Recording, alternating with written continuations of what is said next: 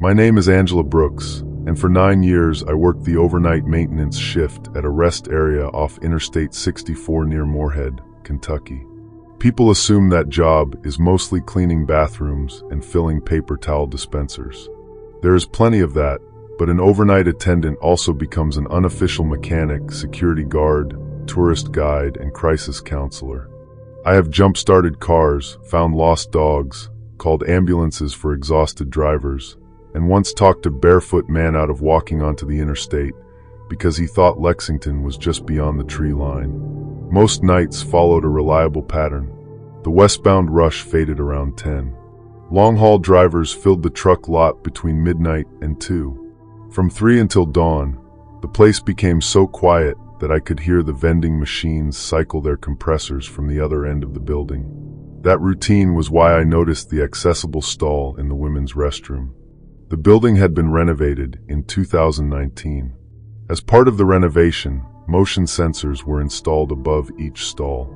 They did not record video. They only showed occupancy on a small maintenance panel, so I would know whether a restroom was empty before closing it for cleaning. For 6 nights in a row, stall number 6 registered as occupied at exactly 2:17 in the morning.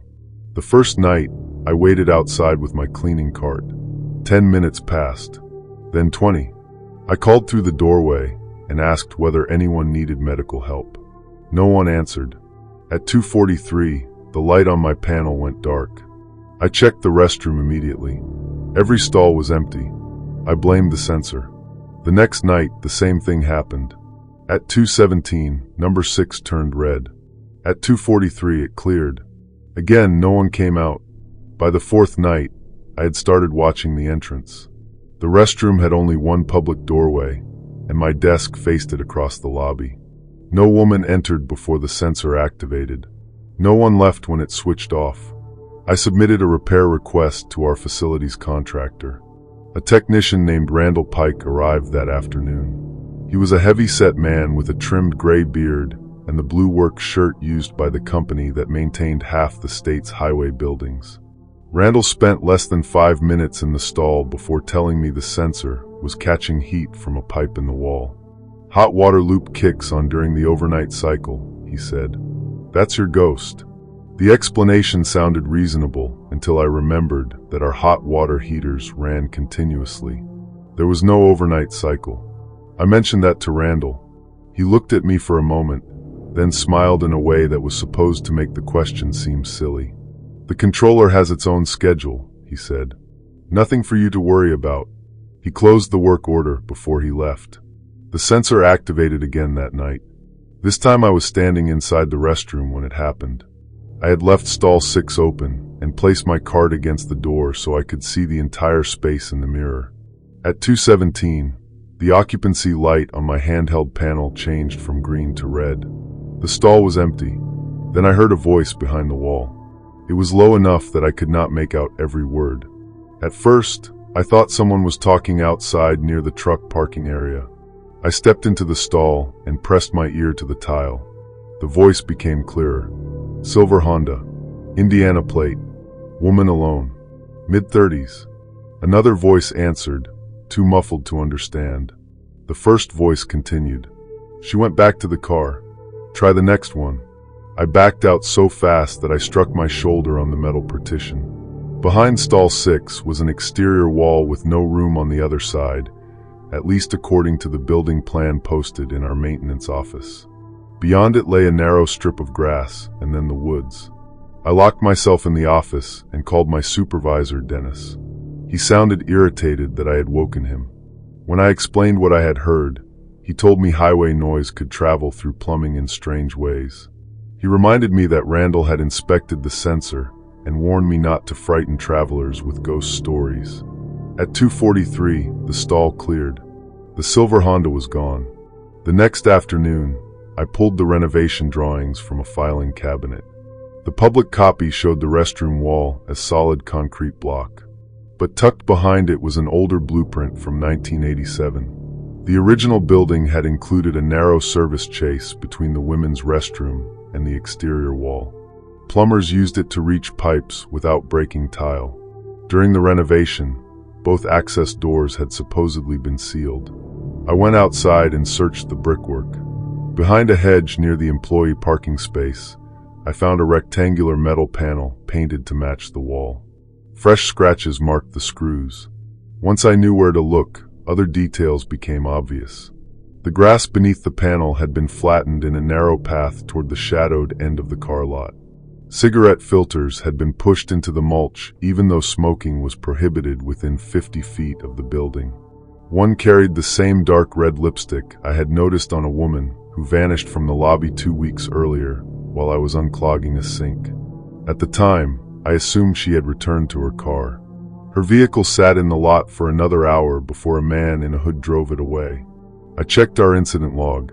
In 6 months, 5 travelers had complained that someone moved their cars, left notes beneath their wipers, or followed them from the rest area. Dennis had marked every complaint resolved without contacting police. 2 entries included license plates. When I searched them online, I found missing person notices for both registered owners. That was the point when the voice behind the tile stopped feeling like trespassing and started feeling like preparation. I did not open it. I photographed it and drove to the county sheriff's office after my shift.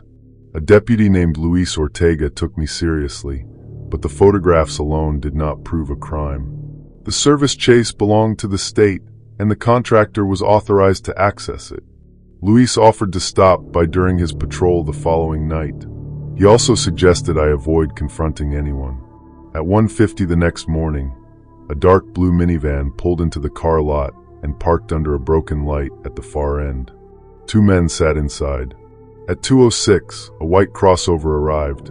The driver was a young woman wearing hospital scrubs. She parked close to the building, went inside, bought a bottle of water, and returned to her vehicle. One of the men got out of the minivan and walked toward the vending entrance. He wore a reflective vest and carried a clipboard. The woman lowered her window when he approached. I could not hear what he said, but he pointed toward her rear tire. She stepped out to look. The second man left the minivan. I called Luis. He was handling a crash 12 miles away and said another unit was on its way. I watched through the office glass as the first man crouched beside the crossover. The second circled behind the woman. I hit the button that turned on every exterior floodlight. The lot became bright as a stadium. Both men looked toward the building. The woman saw the one behind her, jumped back into her crossover, and locked the doors. The men returned to the minivan and drove out without hurrying. I thought the immediate danger had passed. At 2:17, stall 6 turned red. The woman in scrubs came back inside. Her name was Naomi Chun, and she was driving home to Indiana after finishing a temporary nursing assignment in Lexington. She was frightened by the men and wanted to wait near my desk until police arrived. While we talked, the hand dryer in the women's restroom started by itself. It ran for 3 seconds, stopped, then ran for 3 more. Naomi asked if someone was in there. I told her to stay in the lobby and took my flashlight to check. The restroom looked empty. Stall 6 was closed now, even though I had left it open. I called out. No answer. The stall door swung inward when I touched it. The space behind it was empty, but 2 of the ceramic tiles above the toilet had been removed. Through the opening, I saw darkness and the edge of a man's face. An arm reached through and caught my hair. I screamed and drove my flashlight into the opening. The grip released. Tile fragments crashed into the toilet as the man moved through the service chase. Then the restroom door slammed shut behind me. Someone had pushed a cleaning cart under the outside handle. I heard Naomi shout from the lobby, followed by the scrape of shoes and a heavy impact against the wall. The men had not left. The minivan had been a distraction while a third person came through the service passage. I pulled the fire alarm. Sirens erupted through the building. Strobes flashed. In the truck lot, horns began sounding as drivers woke and looked outside. I climbed onto the toilet and forced myself through the broken tile opening. The service chase was barely 3 feet wide. Pipes crowded one wall. Along the other, someone had built a shelf holding radios, binoculars, printed vehicle registrations, and dozens of photographs of women standing beside their cars. Small holes had been drilled through grout lines, giving a clear view into the restroom and lobby. A man in a blue contractor shirt was crawling away from me. It was Randall. I followed because the sound coming from the far end was Naomi trying to scream through a covered mouth. The chase opened into a utility room I had never known existed. Randall dropped through a hatch. Below him, Naomi was fighting the man in the reflective vest. He had pulled her through the exterior panel and was trying to force plastic restraints around her wrists. I grabbed the closest thing on the shelf, a steel valve handle, and dropped after Randall. He turned before I landed. The valve handle caught him across the temple. He went down, but the other man released Naomi and came at me. Naomi seized a canister from his vest and sprayed him in the face. It was his own pepper spray. He stumbled backward into the open panel and fell outside just as 3 truck drivers came around the corner, carrying tire irons and fire extinguishers. The men were held until deputies arrived. Randall and the man in the vest were arrested. Police found a false floor in the minivan containing restraints, sedatives, stolen license plates, and the purses of 2 women who had disappeared from rest areas in Kentucky and West Virginia. The third man, the driver, escaped before the lot was blocked. My supervisor, Dennis, claimed he knew nothing. Investigators discovered that he had approved dozens of after-hours access requests submitted under Randall's name, but there was not enough evidence to charge him. He resigned 2 weeks later. Naomi went home safely. She still sends me a card every Christmas. I left the job before the restroom reopened. The state sealed the service chase with concrete, replaced the sensors, and installed cameras covering every exterior access point. Officials described the incident publicly as an attempted robbery. They never mentioned the photographs or the missing women. 6 months later, Luis called me. The escaped driver had been caught in Illinois after a traffic stop. In his van, police found maintenance maps for 14 highway rest areas across 5 states. One map bothered Luis enough that he wanted me to see it. It was the plan for my old building. The hidden service chase was outlined in red. Beside stall 6, someone had written a schedule covering 3 years of dates and times. The entries continued for months after the arrests. Every one of them said 2:17 a.m. Story 2. I used to believe crowded places were safer than empty ones. Then I spent part of a hurricane evacuation trapped in a highway service plaza with 300 people and learned how easily a crowd can be controlled by a calm voice. My name is Marisol Vega. In September 2022, I drove from Orlando to Port Charlotte to bring my mother north before Hurricane Ian came ashore. She was 72, stubborn, and convinced the storm would turn at the last minute. By the time she agreed to leave, rain was moving sideways across her street, and water was already covering the bottom of her driveway. My 10-year-old nephew, Lucas, was with me because my sister was an emergency room nurse working through the storm.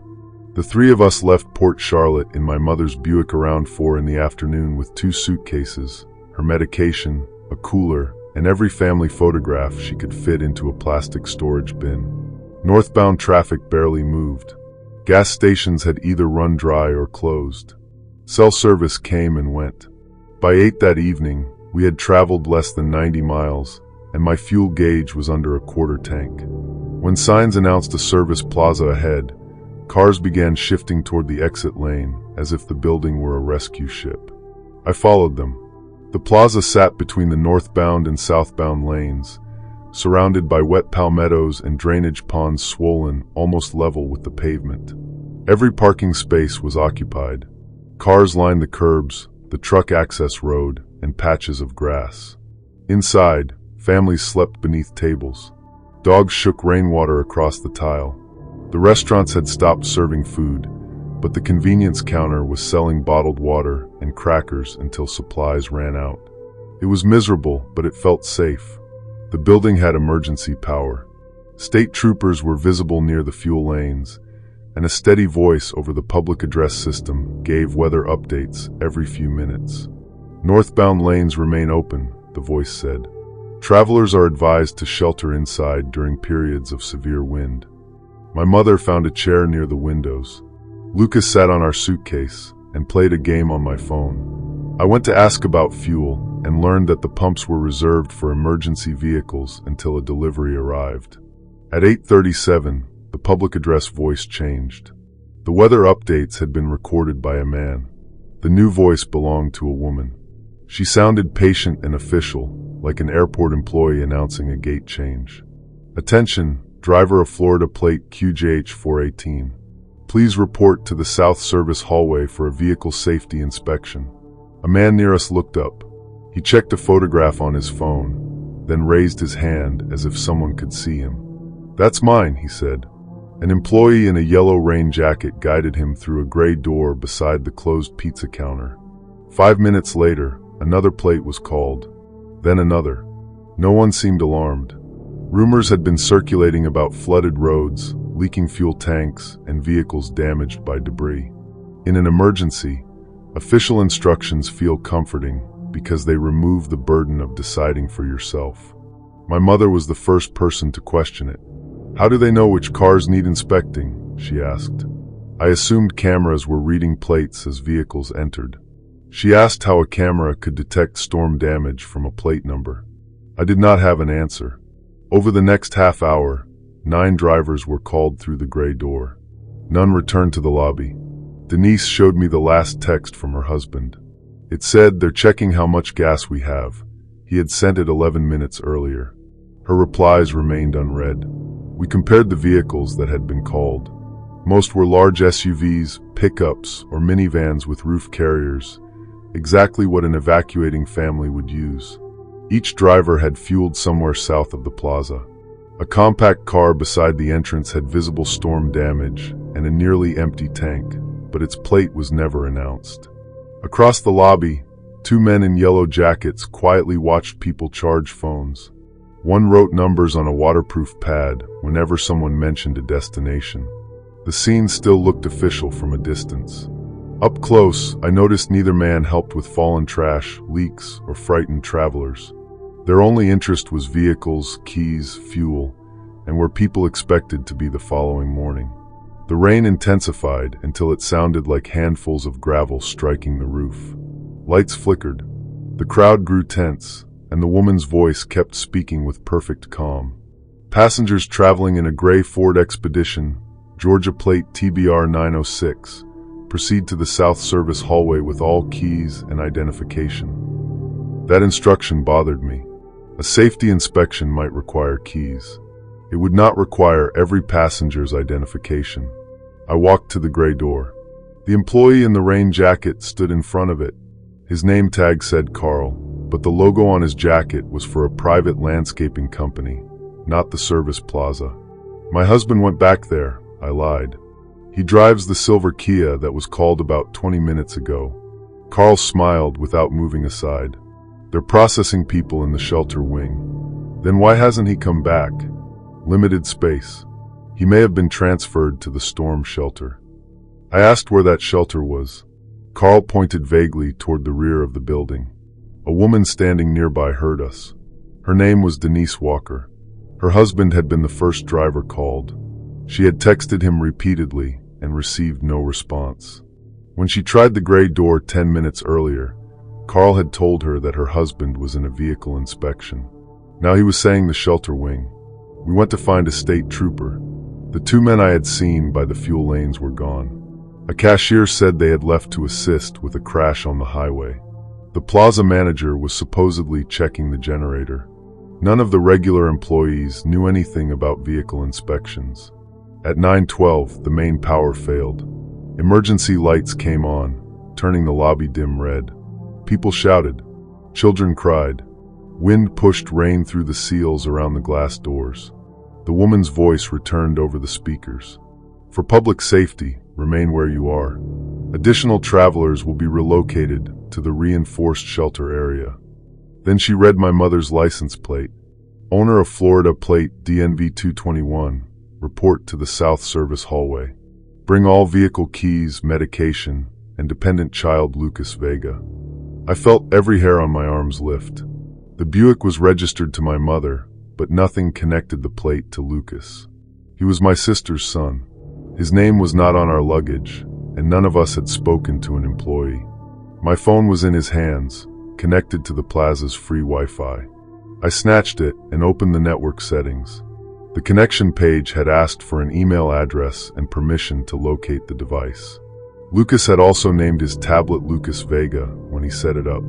Someone inside the plaza was collecting information from the network and using it to make the announcements seem informed. I told my mother and Lucas to stay with Denise. Then I went behind the convenience counter, where two frightened employees were trying to restart their registers. A young cashier named Priya showed me the manager's office. It was locked, but a ceiling-mounted security monitor was visible through the window. The screen displayed camera views from around the property. One view showed the South Service corridor. The missing drivers were sitting on the floor with plastic ties around their wrists. Two men in yellow jackets guarded them. Another camera showed the vehicle lot, where cars whose plates had been called were being moved one by one toward a maintenance gate at the rear of the property. They were not inspecting vehicles. They were stealing the only things more valuable than money during an evacuation: cars with fuel. I took Priya back to my family. We quietly told the people around us what we had seen. Panic would make the crowd dangerous, so we spread the information in whispers. Denise found 3 truck drivers willing to help. One had a crowbar. Another had a portable radio tuned to a channel used by drivers outside. Before we could organize anything else, Carl came for Lucas. He stepped away from the gray door with another man and pointed directly at us. "The child has been assigned to the family shelter," he called. Lucas pressed against my mother. I told Carl he was staying with me. The woman on the speakers said, "Failure to comply may delay evacuation for everyone." Heads turned. People who did not know what was happening began telling me to follow instructions. Carl moved through the crowd while his partner circled behind us. Denise stood on a chair. "They took my husband," she shouted. "They're stealing our cars." Carl grabbed for Lucas. My mother hit him across the wrist with her metal cane. One of the truckers tackled his partner. The lobby erupted. Some people rushed the exits. Others surrounded Carl. Priya climbed onto the checkout counter and yelled for everyone to disconnect from the Wi-Fi and hold on to their keys. The public address voice began repeating an order to remain calm. I ran through the gray door. The south corridor led past storage rooms to a loading bay. The missing travelers were there, just as we had seen on the monitor. A man stood over them with a handgun. Beyond the bay door, 2 stolen SUVs idled in the rain. I stopped before he saw me and pulled the red handle marked fire suppression. A bell sounded. White chemical foam blasted from nozzles above the loading area. The gunman disappeared behind it, coughing and swearing. The captive drivers threw themselves flat. I crawled along the wall, found the control for the rolling bay door, and held the button until the door rose. Wind drove rain and foam through the opening. Headlights appeared on the access road as truckers outside used their rigs to block the maintenance gate. One of the stolen SUVs tried to force its way through and became stuck in the flooded grass. Denise reached her husband. The gunman fired once, but the shot struck the ceiling. A truck driver hit him with the bay door's control chain and took the weapon. By the time deputies arrived from the next county, the people in the plaza had detained 4 men and Carl. 2 others escaped on foot into the storm. Police later found one of them drowned in a drainage canal. The other was never identified. Investigators said the group had entered the plaza wearing contractor clothing and waited for law enforcement to be pulled away by storm calls. They accessed the network through equipment hidden above the manager's office and used license plate cameras to select vehicles likely to have full tanks. The travelers would have been left tied inside until the hurricane passed. Denise's husband and the others recovered. No one in the plaza was seriously hurt. There was one part of the night investigators could not explain to me. The public address system was connected to the building's main electrical panel. When the power failed at 9:12, the amplifier lost electricity.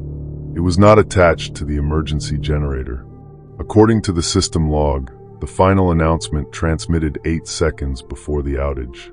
I heard the woman's voice for at least 20 minutes after that. So did my mother, Lucas, Denise, Priya, and dozens of other people. Most of those announcements were orders to surrender our keys. But the last one played while deputies were leading Carl away. The speakers above us were dark, and the cables to the amplifier had already been cut.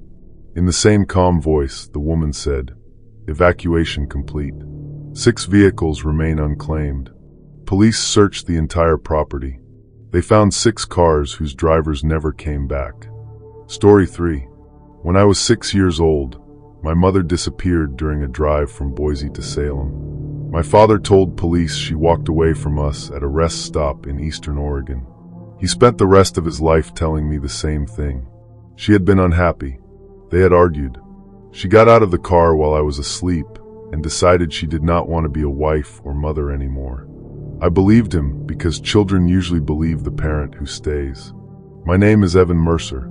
My father died in the spring of 2024, and I made that same drive to deliver his ashes to my aunt in Oregon. I had not planned to visit the place where my mother vanished. For most of my life, I did not even know exactly where it was. Then, while cleaning out my father's desk, I found a yellowed newspaper clipping about her disappearance. It named the location as the westbound Pine Creek Rest Area off Interstate 84. I passed a sign for Pine Creek shortly after sunset. For half a mile, I argued with myself. Then I took the exit.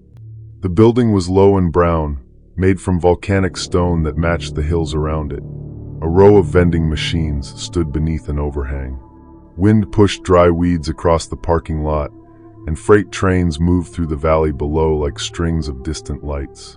Only 3 vehicles were there: my SUV, a livestock trailer, and a faded green sedan parked beside a maintenance shed. I sat behind the wheel holding the newspaper clipping. The photograph showed my mother at 29. Celeste Mercer had dark curls, a wide smile, and turquoise earrings shaped like teardrops. I remembered those earrings more clearly than I remembered her voice. Inside, I found ordinary restrooms, tourist brochures, and a wall display about the Oregon Trail. Nothing awakened a hidden memory. I had hoped stepping into the place might bring back some image of that night. Instead, it felt like a building I had never seen before. An elderly attendant mopped near the entrance. His name tag said Dale. I asked whether the rest area had looked much different in 1998. The mop stopped. "Why that year?" he asked. I told him my mother had disappeared there. Dale studied my face long enough to make me uncomfortable. Then he looked through the glass at my SUV. "Your dad drove a blue station wagon," he said. I had not mentioned my father or our car. Before I could question him, he pushed his bucket into a supply closet and said he had worked at several facilities over the years. He probably remembered the story from the newspaper. "People talked about it for a while," he said. "Woman leaving a little boy. Hard thing." His phrasing irritated me. There had never been proof my mother left me willingly. That was only my father's account. I walked outside to clear my head. The livestock truck was gone, leaving me alone with Dale's sedan. I wanted coffee before continuing. The coffee machine rejected my first dollar. When I pressed the refund button, something metal struck the coin tray. It was not change.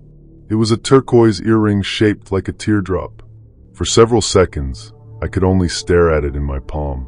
The silver hook was black with age. A small chip marked the lower edge of the stone. I had seen that chip in family photographs. I called my aunt from beneath the vending overhang. I did not tell her where I was. I texted a photograph and asked whether she recognized it. She called immediately. My aunt said the earrings had been a wedding gift from my grandmother. My mother wore them almost every day, including the day she disappeared. Police recovered one beneath the passenger seat of our station wagon. The second had never been found. Then my aunt asked why I was bringing this up while carrying my father's ashes. That question led to another truth. My father had not merely discouraged me from revisiting Pine Creek. He made my aunt promise never to tell me the rest area's name. Every time she mentioned reopening the investigation, he threatened to keep me from her permanently. She obeyed because he was my only legal guardian. "Evan," she said, hearing the wind through my phone, "are you there now?" Dale had stepped outside. He stood close enough to hear if I answered. I told my aunt I would call from the highway and ended the conversation. Dale stood behind the glass doors watching me. I put the earring in my pocket. He came outside carrying a ring of keys. "Machine give you trouble?" I said it had kept my money. "I'll open it." He unlocked the front panel and checked the bill acceptor. His movements were quick and practiced. I watched his eyes sweep the coin tray. "Nothing else come out?" he asked. "Like what?" "Sometimes kids put trash in there." I told him no. Dale closed the machine, but he did not step away. "You should get moving.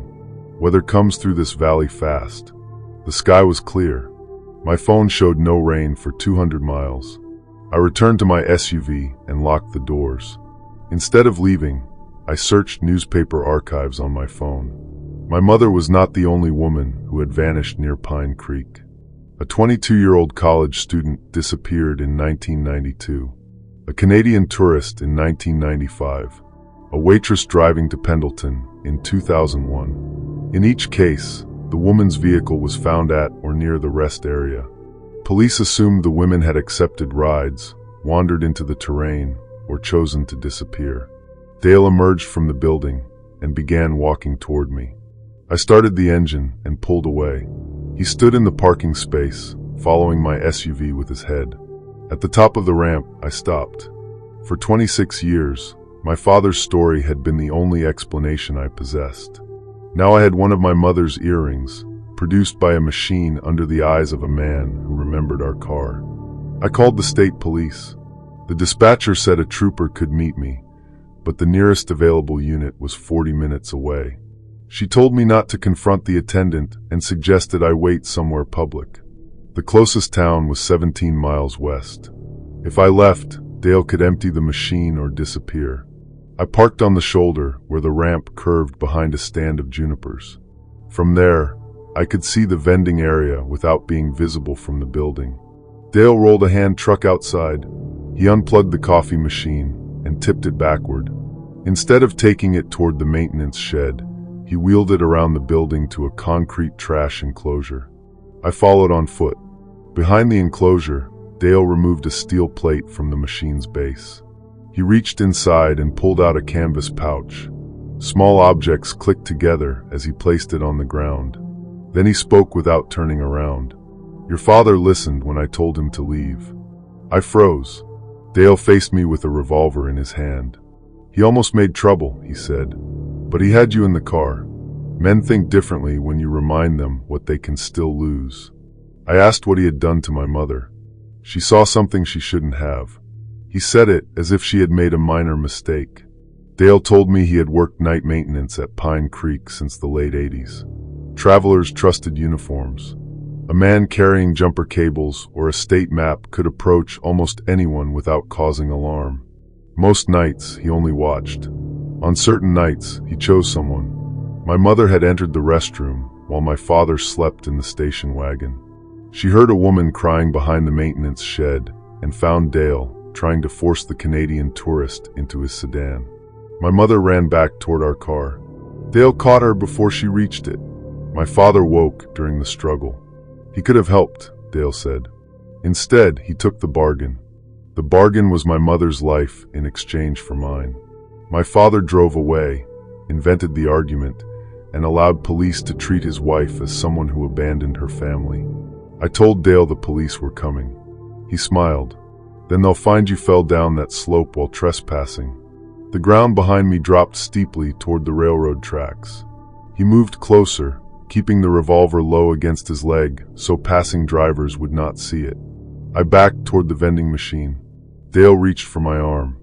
I grabbed the hand truck and shoved it sideways. The coffee machine tipped off balance. Its full weight struck him at the knees and carried him onto the pavement. The revolver fired into the concrete wall. The machine landed across his legs.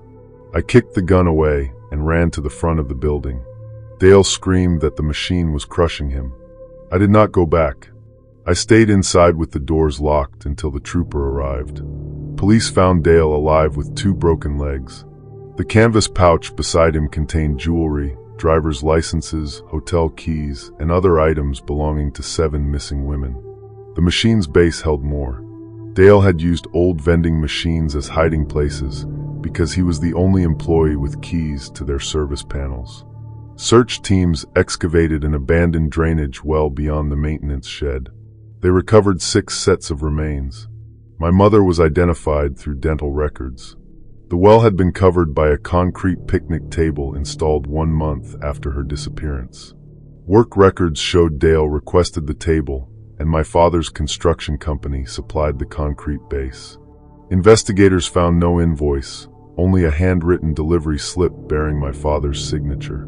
He had returned to Pine Creek after telling police he would never go near the place again. Detectives believed he helped seal the well.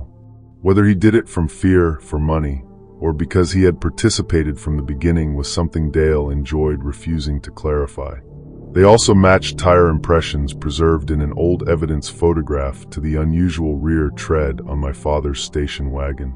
He had claimed the car never left its parking space after my mother disappeared. The photograph placed it beside the maintenance shed before dawn. For years, that image had been filed as an unidentified service vehicle because no investigator compared it with our family car. Dale eventually confessed to 5 murders, but he blamed a deceased co-worker for the others. He refused to discuss my father except to say they had understood each other. Records showed that my father deposited $9,000 in cash 2 days after my mother vanished.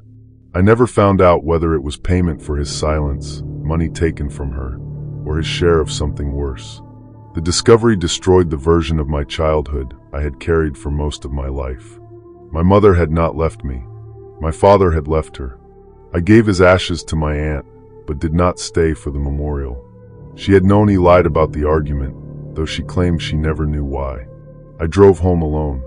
Months later, a detective returned the belongings recovered from Dale's machine.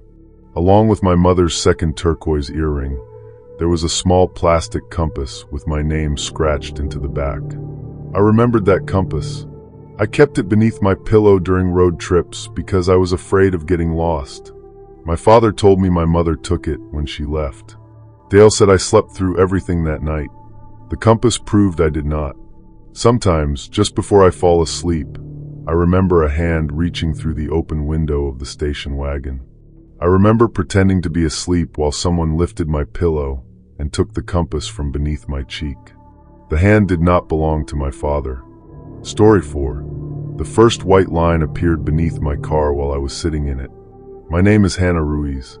I am a paramedic in Phoenix, and in October 2023 I attended a training seminar in Flagstaff. The seminar ended late. Rather than pay for another night at the hotel, I started driving south on Interstate 17 a little after 11. I was accustomed to overnight shifts and believed I could handle the 2-hour drive. By the time I reached the long descent toward the Verde Valley, my eyes felt gritty and the lane reflectors had begun to blur together. I decided that 20 minutes of sleep would be safer than another cup of coffee. I pulled into a scenic rest area built along the edge of the plateau. During daylight, it offered a wide view of red cliffs and desert valleys. At midnight, the overlook was only a black drop beyond a waist-high stone wall. About a dozen vehicles occupied the lot. There was an RV, 2 pickup trucks, a minibus with a girls' soccer club logo, and several cars scattered under the lights. The restroom building stood at the far end beside a shuttered information kiosk. I parked, locked my doors, and set an alarm for 25 minutes. Just before I closed my eyes, I noticed a man crouching near the RV. He wore a reflective highway vest and seemed to be drawing something on the pavement. I assumed he was marking a pothole. My alarm woke me at 12:41. The lot had become foggy, which was unusual in that dry mountain air. A thin gray layer hovered close to the asphalt. It did not drift with the wind. It moved in slow ripples, almost like shallow water. I stepped out to use the restroom. A continuous white line surrounded my Subaru. It had been drawn about 2 feet beyond the tires, forming an uneven rectangle. The powder was thick and bright beneath the parking lights. Similar lines enclosed every occupied vehicle in the lot. I knelt and touched it. The substance felt finer than chalk and left a greasy film on my fingers. When I lifted my hand, the line beneath it seemed to tighten, closing the tiny gap my fingertips had made. I stood up quickly. The man in the reflective vest was near the minibus now. He was in his 60s, with white hair and a deeply lined face. He poured powder from a canvas bag while walking around the vehicle. "What are you doing?" I called. He raised one finger to his lips. Then he pointed at the line around my car and mouthed two words. "Stay inside." The minibus door opened. A woman wearing a soccer jacket stepped down and demanded to know why he was circling their vehicle. Her name was Coach Miller, and she had 8 teenage players asleep inside. The man did not answer. He moved faster, trying to close the line before she reached him. A pickup driver saw the commotion and joined us. He was tall, broad-shouldered, and angry in the reflexive way some people become when they think a stranger is inconveniencing them. He accused the older man of vandalizing vehicles and kicked through the line around his truck. The old man dropped the canvas bag. "You need to fix that," he said. It was the first time he had spoken. His voice shook. The pickup driver laughed and dragged his boot through the powder again, widening the break. The asphalt inside the rectangle made a soft popping sound. I knew that sound.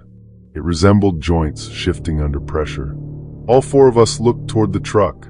The fog within the white line was moving against the wind. It gathered beneath the chassis, rose around the tires, then flattened as something passed through it. A shallow depression traveled across the pavement. Imagine someone crawling under a tightly stretched sheet. That was what the asphalt looked like. The depression started near the rear bumper and moved toward the break in the powder. The painted parking stripe bent with it without cracking. The pickup driver stopped smiling. The old man seized the canvas bag and threw powder across the opening. The moving depression struck the repaired line and stopped. For a moment, the pavement bulged upward. 5 long ridges pressed against the inside of the powder as if fingers were testing a door. Then the asphalt became flat. Coach Miller woke the girls and told them to remain in the bus. I asked the older man who he was. His name was Peter Salazar. He had worked highway maintenance on that stretch of I-17 for 31 years. The reflective vest was old. He had retired in 2018. Peter said the rest area had been built over a natural sink filled with volcanic ash. Construction crews first noticed the lines during the summer of 1976. White mineral deposits would rise through cracks around parked machinery at night. Workers who stayed inside the deposits were unharmed. Those who crossed them sometimes disappeared. Officially, a bulldozer operator named Curtis Bell walked into the desert and died from exposure. Peter had been a young laborer then. He watched Bell step across a broken line and sink through pavement that remained completely solid beneath everyone else's feet. The state closed the original lot, filled the sink, and rebuilt the rest area farther east. It happened there too. Most nights, nothing unusual occurred. Peter said the activity returned only after sudden drops in barometric pressure. That explained the low fog. A cold front was passing over the plateau. "Why are you here?" I asked. "Because the new crew doesn't believe me," he said, "and because people still stop." The pickup driver, whose name was Travis, demanded that Peter prove any of it. He walked to the outer edge of his white rectangle and shined his phone flashlight at the pavement. The line near his left tire was thinning. Wind did not move it. The powder was draining into the asphalt grain by grain. Peter began reinforcing it. Across the lot, a car horn sounded. A young couple sat in a black sedan, staring through the windshield. Their white boundary had opened near the front passenger door. Something dark clung to the underside of the car. At first, it looked like an oil stain. Then it unfolded. 2 flat limbs spread across the pavement, followed by a narrow shape that had the proportions of a person viewed from directly above. It had no thickness. The parking stripe remained visible through it, but darker. The shape slid through the gap. The woman in the passenger seat opened her door and ran. Peter shouted for her to stay inside. She crossed the white line before anyone could stop her. The dark shape changed direction and reached her shadow. She froze. Her body did not fall. It compressed. Her shoulders narrowed, her arms flattened against her sides, and in less than a second she dropped into her own shadow as if the ground had pulled her through a slit. Her boyfriend stumbled out after her. Travis grabbed him before he crossed the line. There was no hole, blood, or torn clothing. The woman's phone lay on the asphalt beside a shadow that no longer matched any person standing there. Everyone believed Peter after that. We faced two immediate problems. The white boundaries were fading, and Peter's canvas bag was almost empty. The largest line, the one around the minibus, was disappearing fastest. Peter kept more powder in a locked maintenance cabinet behind the kiosk. The cabinet was outside every protected area. I volunteered to get it because my rectangle was closest. Peter said crossing a complete line was safe for a few seconds. The things beneath the lot reacted to broken boundaries and exposed shadows. He tied a rope around my waist, handed the other end to Travis, and told me not to step on any dark patch that moved differently from me. I crossed at the corner of my line. The temperature dropped so sharply that my teeth hurt. Fog gathered around my ankles. Every parking light cast my shadow in a different direction, and several of those shadows continued moving after I stopped. I ran. Halfway to the kiosk, the pavement softened. My right foot sank to the ankle. Something tightened around my boot from below. I pulled free, leaving the boot behind, and reached the cabinet wearing only one sock. The padlock key was in Peter's bag, back inside the line. I used a wall-mounted fire extinguisher to break the latch. Inside were 4 canvas sacks labeled with the name of a quarry near Jerome. I dragged 2 out and tied them to the rope. Travis pulled them toward the vehicles. Before I could follow, every light in the parking lot went out. The darkness lasted perhaps 3 seconds. During it, I heard movement everywhere, not footsteps, but the dry sliding of heavy material beneath a floor. Emergency lights blinked on around the building.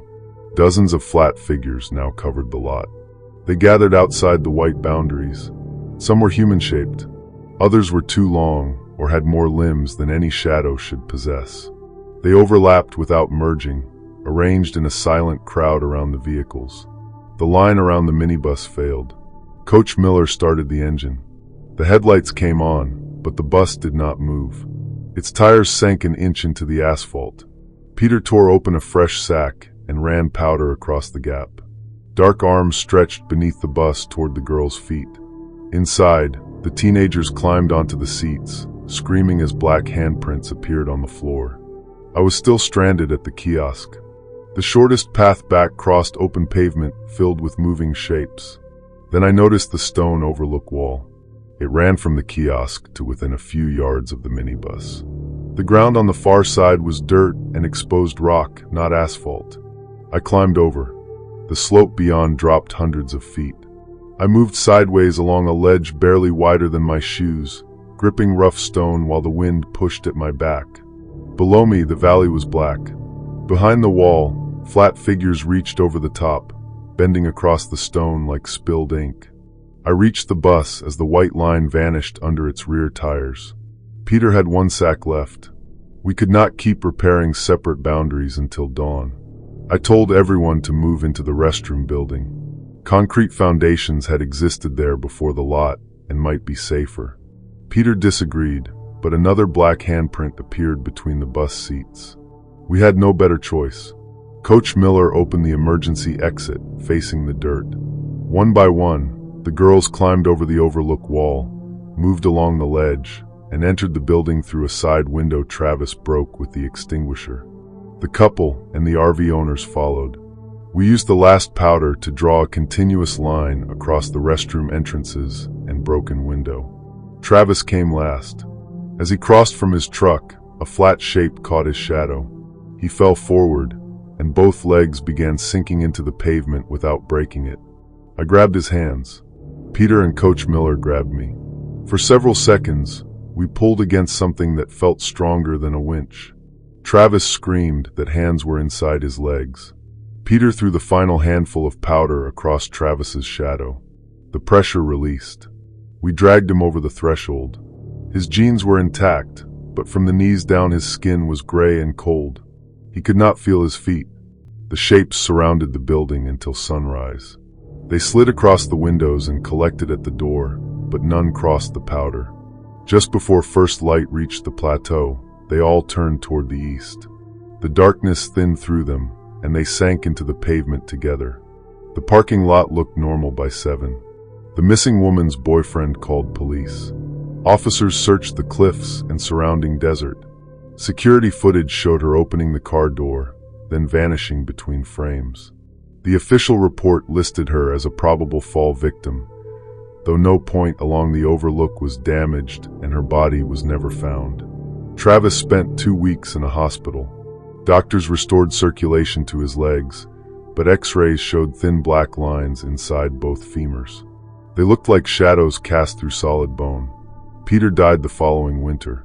The rest area closed soon afterward for what the state called drainage repairs. New pavement covered the lot when it reopened. I still work as a paramedic. Last June, we received a call for an unconscious woman found walking barefoot along I-17, nearly 40 miles south of the rest area. It was the woman who had disappeared from the black sedan. She had not aged. She was still wearing the same clothes. Her body temperature was 58 degrees, but she had a pulse. When we lifted her onto the stretcher, her eyes opened and focused on me. "You stayed inside," she whispered. Then she looked at the floor of the ambulance. A white line was forming around our feet. Story 5. I spent 12 years making exact records of what people said in courtrooms. That training is the reason I survived a service plaza in Pennsylvania. The man on the phone sounded helpful. His words told a different story. "My name is Dana Morris. I work as a court reporter in Philadelphia. In November 2022, I covered a deposition in Pittsburgh that ran nearly 7 hours longer than expected. By the time I started east on the Pennsylvania Turnpike, freezing rain had coated the shoulder, and my back ached from sitting behind a stenography machine all day. Shortly after midnight, I stopped at a service plaza east of Bedford. The fuel pumps were open, but most of the food counters had closed. Inside, a janitor polished the floor, a barista cleaned the coffee kiosk, and perhaps 15 travelers occupied booths near the windows. I bought coffee and opened my laptop at a table beneath the information board. I planned to rest until the freezing rain passed. The courtesy phone rang at 12:26. It was an old beige handset mounted beside a map of the turnpike. No one at the nearby tables reacted. After the 6th ring, I answered because I thought an employee might be trying to reach the front counter. A man whispered, "Do not look behind you." I almost hung up. "There's a man in a Penn State cap sitting near the vending machines," he continued. "He followed you in from the parking lot." I glanced at the dark reflection in the window rather than turning around. A man wearing a navy cap sat alone with an untouched cup. His face was angled toward me. "Who is this?" I asked. "Plaza Security. I'm watching the cameras from the lower office." His voice was low and controlled. He said the man in the cap had been loitering for several hours and had moved his car each time a woman arrived alone. He wanted me to walk to the employee hallway beside the family restroom. A guard would meet me and escort me to a secure exit. I asked why he did not call police. "Already done. Troopers are delayed by weather." "What's your name?" There was a short pause. "Eric." "What's the guard's name?" Another pause. "Monroe." Neither pause was long, maybe half a second, but I noticed them. In depositions, hesitation matters. People who are recalling familiar facts answer differently from people who are inventing them. I also noticed that Eric never used contractions. He said, "Do not, you will," and I am even when his tone was urgent. It sounded like a script designed to remain clear over a poor connection. When I interrupted, he waited until I finished and resumed at the exact word where he had stopped. Real security officers change priorities when a person asks questions. Eric treated my questions like delays in a presentation. I asked him what emergency code was active. He said level red. Courthouses, airports, and transportation facilities use different systems, but no trained professional invents a color without naming the hazard. I asked where Monroe would meet me. Eric replied, "At the secure point." He was describing safety without providing a single verifiable detail. I told Eric I would wait near the coffee counter. "Don't," he said immediately. "The barista is leaving in 5 minutes. You'll be exposed." I looked toward the kiosk. The barista was stacking cups. Her name tag read AISHA. She did not appear to be preparing to leave. Eric gave me more instructions. "Carry my laptop, so the man would think I was going to the restroom. Do not alert other customers. Do not approach the janitor, because he did not speak English. Keep the phone line open while I walked." That last instruction was impossible. The courtesy phone had a coiled cord less than 3 feet long. When I pointed this out, Eric corrected himself. "Leave the receiver off the hook. I'll monitor your movement on camera." He had adjusted smoothly, but not naturally. He was following a plan written for a different kind of phone. I asked him to describe me. Gray coat, black suitcase, brown hair, all visible from the plaza. "What color is my car?" "White." My car was dark green. "Right," I said. "I'm going to the hallway now." I set the receiver down without disconnecting and carried my coffee to Aisha's counter. In the reflection of a stainless steel refrigerator, I saw the man in the Penn State cap rise from his booth. He walked toward me. I gripped the hot cup, ready to throw it.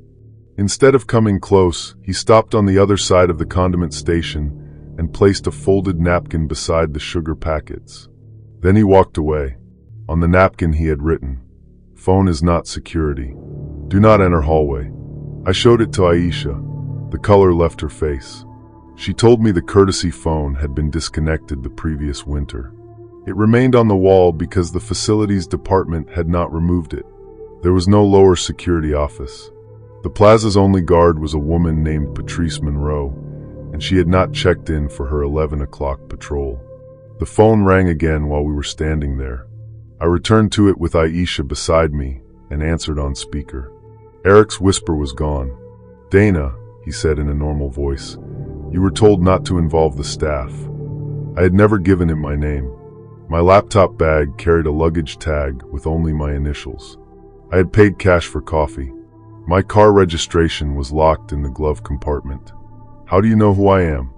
"I know you left courtroom 7 at 9:14. I know you stopped for gas near Somerset. I know your mother calls you DD." No stranger could have known that childhood nickname from looking through a camera. The man in the cap watched us from the far end of the lobby. Aisha wanted to call 911. I asked her to use her own phone out of sight. Eric laughed softly in my ear. "Self-service is being redirected," he said. "But go ahead." Aisha's phone showed full bars, yet every call failed before connecting. Mine did the same. The plaza Wi-Fi had disappeared. Travelers continued eating and resting around us, unaware that anything was wrong. I considered simply walking into the crowd and waiting. Then the overhead lights dimmed, and every electronic door locked with a heavy click. An announcement appeared on the lobby screen. "Temporary security lockdown. Remain inside." The janitor tried the main entrance and shook his head. Eric said, "Now you understand why you should have listened." The man in the Penn State cap approached openly. He kept both hands visible. His name was Grant Holloway. 8 months earlier, his 26-year-old daughter, Brooke, vanished after stopping at the same plaza. Her car remained in the lot with her coat and phone inside. Security footage showed Brooke answering the courtesy phone, waiting several minutes, then entering the employee hallway. No camera covered the hallway itself. She never emerged. Management insisted the phone had not worked that night. Grant had spent months returning to the plaza, hoping the caller would choose someone while he was there. He admitted he had followed me from the lot because I matched the pattern. A woman arriving alone after midnight, carrying work materials, tired enough to be less cautious. Eric heard everything through the open receiver. "Grant," he said, "you should have gone home." Grant lunged for the phone, but the line went dead. We told the other travelers enough to keep them away from the employee hallway. A truck driver forced one glass door with a pry bar, but an exterior security shutter had lowered over it. The emergency exits were similarly blocked. Aisha knew of one way out, a delivery tunnel connecting the kitchen storage area to a loading dock. The tunnel could only be opened from the manager's office or with Patrice Monroe's master badge. We searched for Patrice. Her keys lay on the floor outside the family restroom. Drops of blood led to a supply room. We found her inside, unconscious but breathing, with a head wound and plastic restraints around her wrists. Her badge was gone. As I treated the cut with a first aid kit, the courtesy phone began ringing again. Then a phone in the closed burger counter rang. Another rang in the kitchen. Within seconds, every landline in the plaza was ringing at once. Travelers started shouting. A child covered his ears. The noise was not random. 3 short rings, a pause, then 2. The sequence repeated. Grant recognized it. Brooks' birthday was March 2nd. He ran toward the employee hallway. I caught him at the door. That was what Eric wanted. He had used Grant's daughter to trigger an emotional response and pull him away from the group. I picked up the kitchen phone instead. "You're in the old communications room," I said. Silence. The building plan beside the fire panel showed a communications closet above the delivery tunnel. From there, someone could access cameras, door controls, internal phones, and network equipment. It also explained how Eric had followed my drive. The plaza's plate system could identify my vehicle. A device near the pumps could have copied data from my phone when it connected automatically to a network with the same name as the courthouse Wi-Fi. My online profiles supplied the rest. "You don't have to believe me," Eric said. "Come see." I told everyone my plan. Then I carried Patrice's keys into the hallway alone. Eric guided me through a phone mounted near the restroom. Left at the linen closet. Down the stairs. Badge access at the red door. His breathing became faster as I approached the communications room. What he did not know was that I had given Patrice's badge to Aisha. The card in my hand was for the vending machines. At the red door, I pretended to scan it.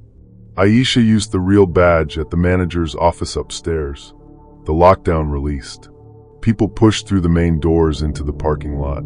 Grant and 2 truckers entered the delivery tunnel from the loading dock while I kept Eric focused on me. The red door opened from the inside. The man behind it wore a plaza maintenance uniform and a black fabric mask. He grabbed my coat and pulled. I let the coat slide off my shoulders, drove the metal corner of my laptop into his face, and ran upstairs. He followed me into the kitchen. Grant came from the opposite direction. The masked man turned, saw the truckers behind Grant, and tried to climb into the ceiling through an open service hatch. The janitor brought him down with the long handle of a floor squeegee. His name was Owen Voss. He had installed telecommunications equipment at service plazas throughout Pennsylvania, Ohio, and New Jersey. Police found wallets, jewelry, phones, and recordings belonging to at least 9 missing travelers in a rented storage unit. Brooke Holloway's remains were recovered from woods near an abandoned turnpike maintenance road. Voss claimed he acted alone. Investigators did not believe him. Camera footage placed him in western Pennsylvania on the night 2 victims disappeared from a plaza near Philadelphia. The final evidence came from the courtesy phone itself. A forensic technician discovered a small wireless receiver hidden inside the wall. It explained how Voss made a disconnected phone ring. It did not explain the last call. At 3:08 that morning, after Voss was handcuffed and sitting in a patrol car, the courtesy phone rang once more. For state troopers Grant, Aisha, and I watched it happen. Grant answered. He listened without speaking, then lowered the receiver and began to cry. He told us it was Brooke. She said, "Dad, you found the right one. There's another phone in Ohio." Voss was still visible through the window. When Grant repeated the message, he stopped smiling. Story 6. I build miniature places for a living. That is why I noticed the rest stop model was changing before anyone else did. My name is Lana Cho.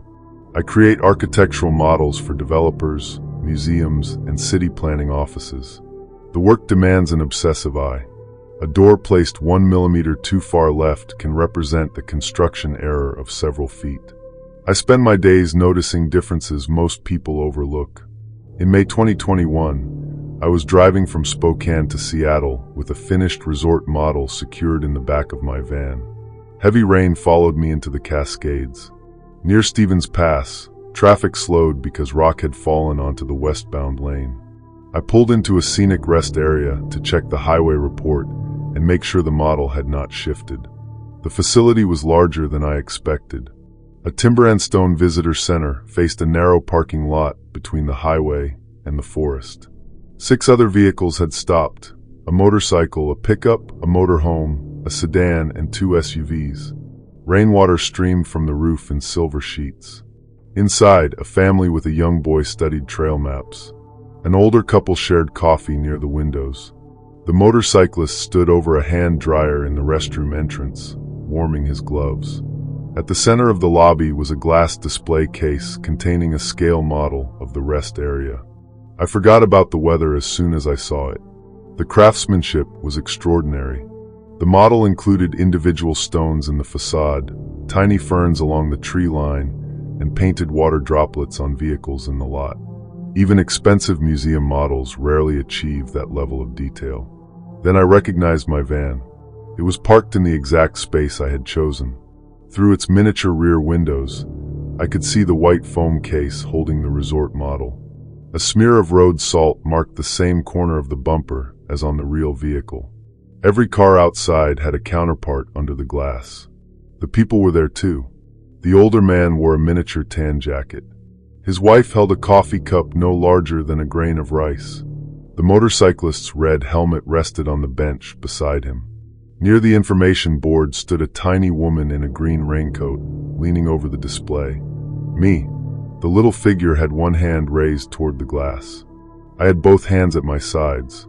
As I watched, my miniature hand lowered. 3 seconds later, I lowered my own hand without deciding to do it.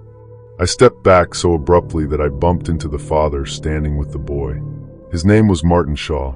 His 8-year-old son, Theo, asked whether I had made the display. I told him not to touch the glass. There was no plaque identifying the artist or explaining when the model had been installed. The wooden base looked old, but the acrylic paint on the vehicles was still wet enough to shine. I walked outside and checked my van. The miniature was accurate down to a crack in the right tail light that could not be seen from the lobby. When I returned, the tiny version of me was entering through the model doorway. I remained outside the real building. 5 seconds later, a gust of wind shoved the entrance door open and forced me across the threshold. That was when I understood the sequence. The model was not copying us. We were copying it.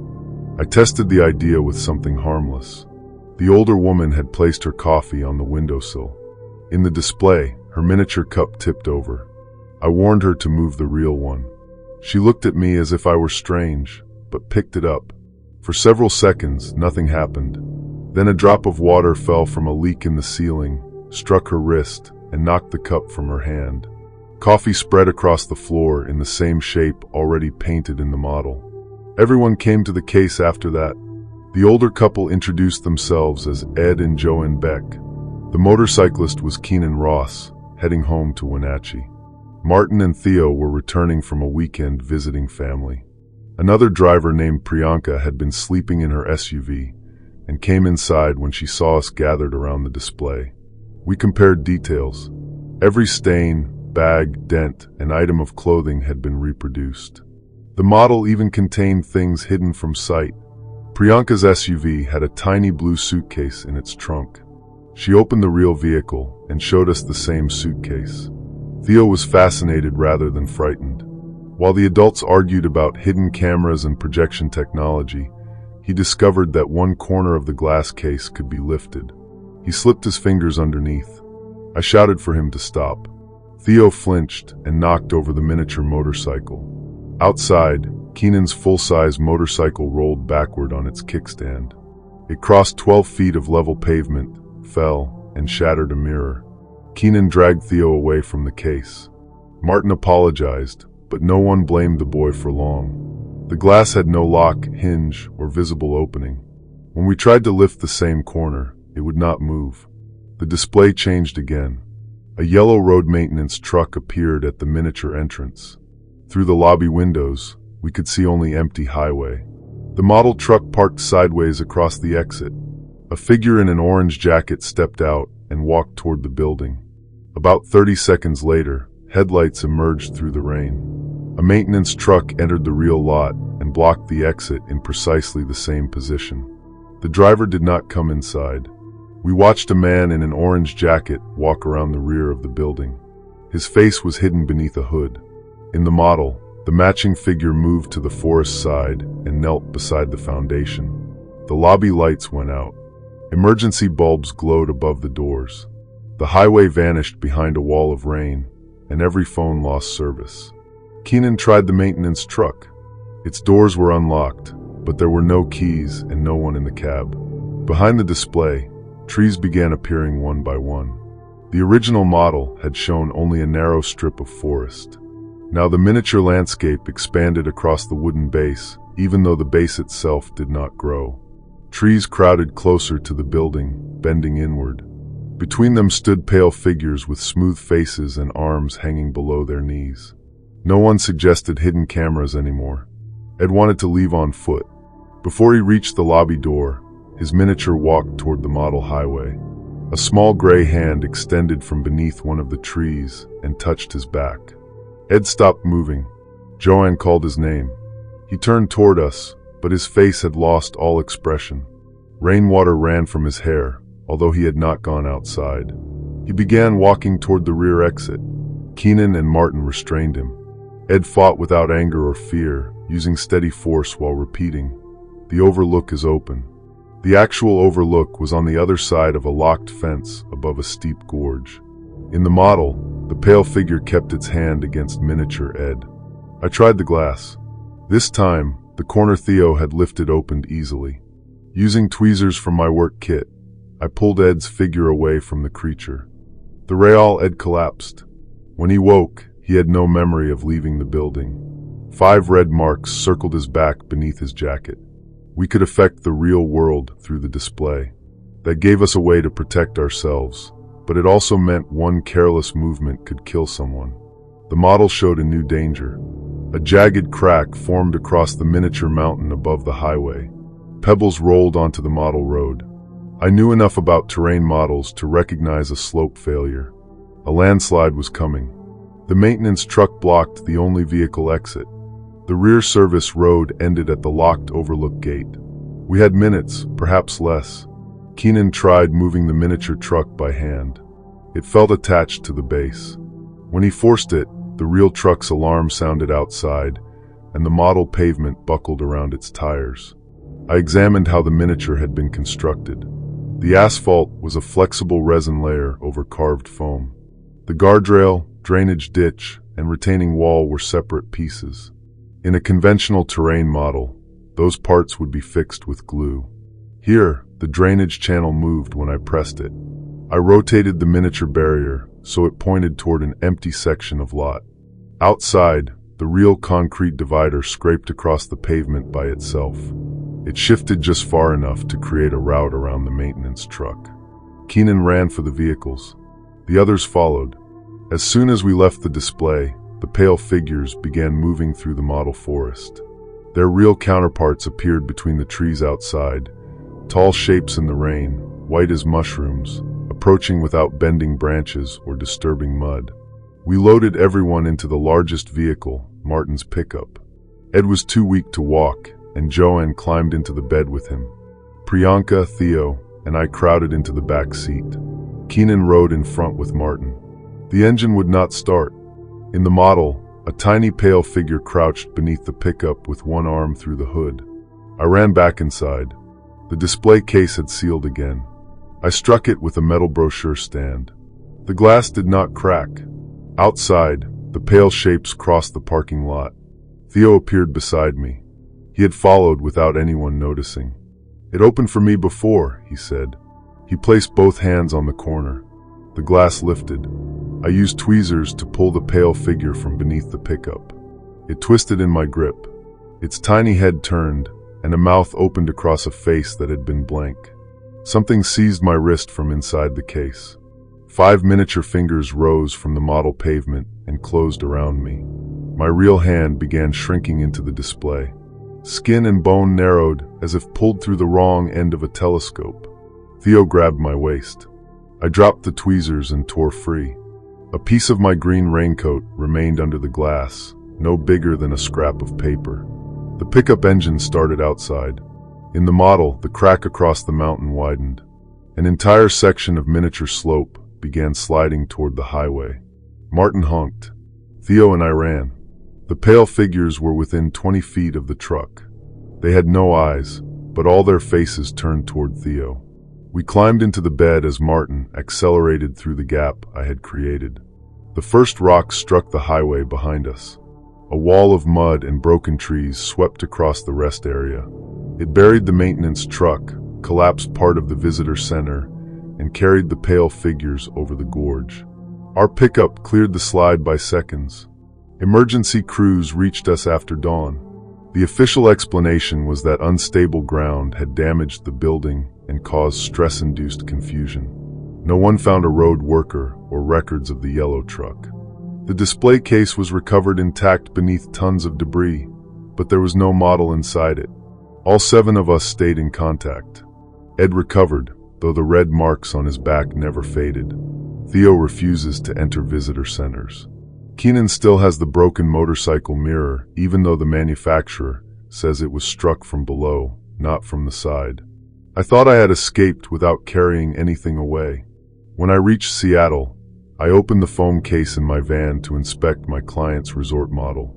A new figure stood beside the miniature hotel. It was me in a green raincoat. I touched it with one finger. A pressure like a hand pressed against the top of my head.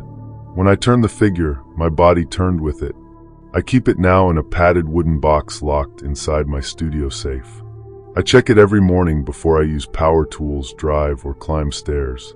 If it falls, I fall. If its arm bends, mine does too. For almost 5 years, it remained unchanged. Last week, a tiny glass case appeared at the figure's feet. Inside that case is an even smaller rest stop.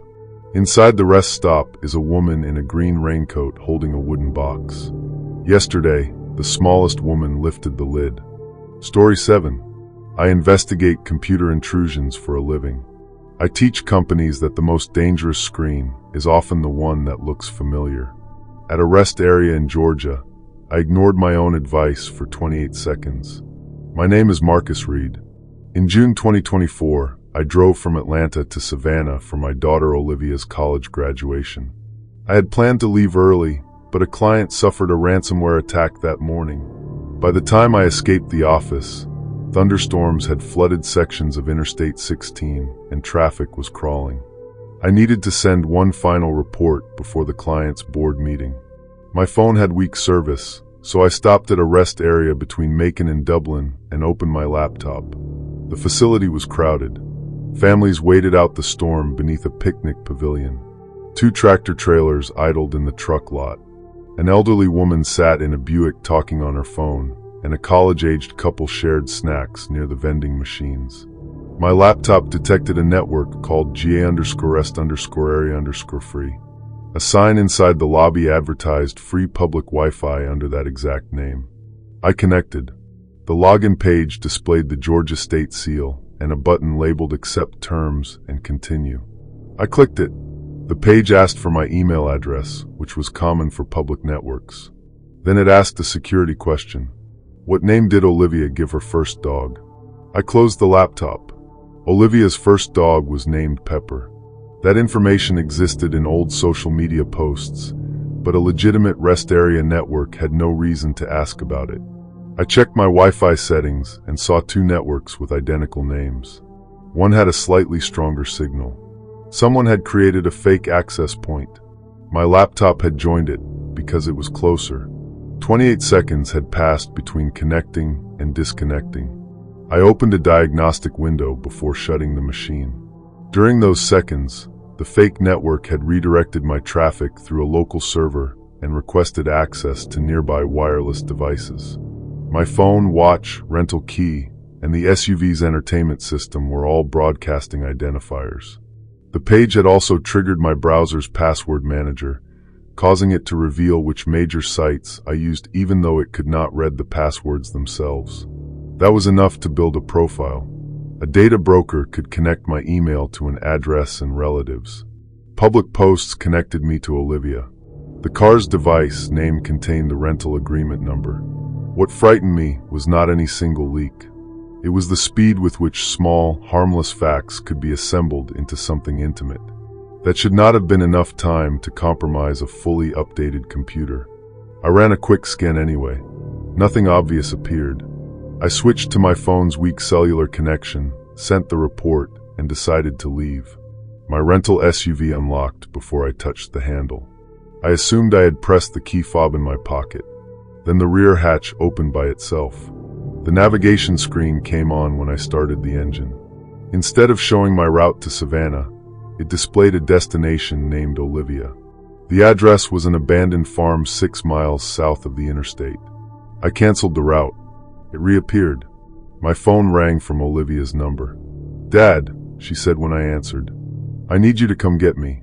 Her voice sounded perfect. I heard the slight breath she always took before saying something difficult. I heard traffic in the background. She said a friend had driven her toward Macon to pick up graduation decorations. Their car had broken down near the rest area. She wanted me to follow the address on my navigation screen.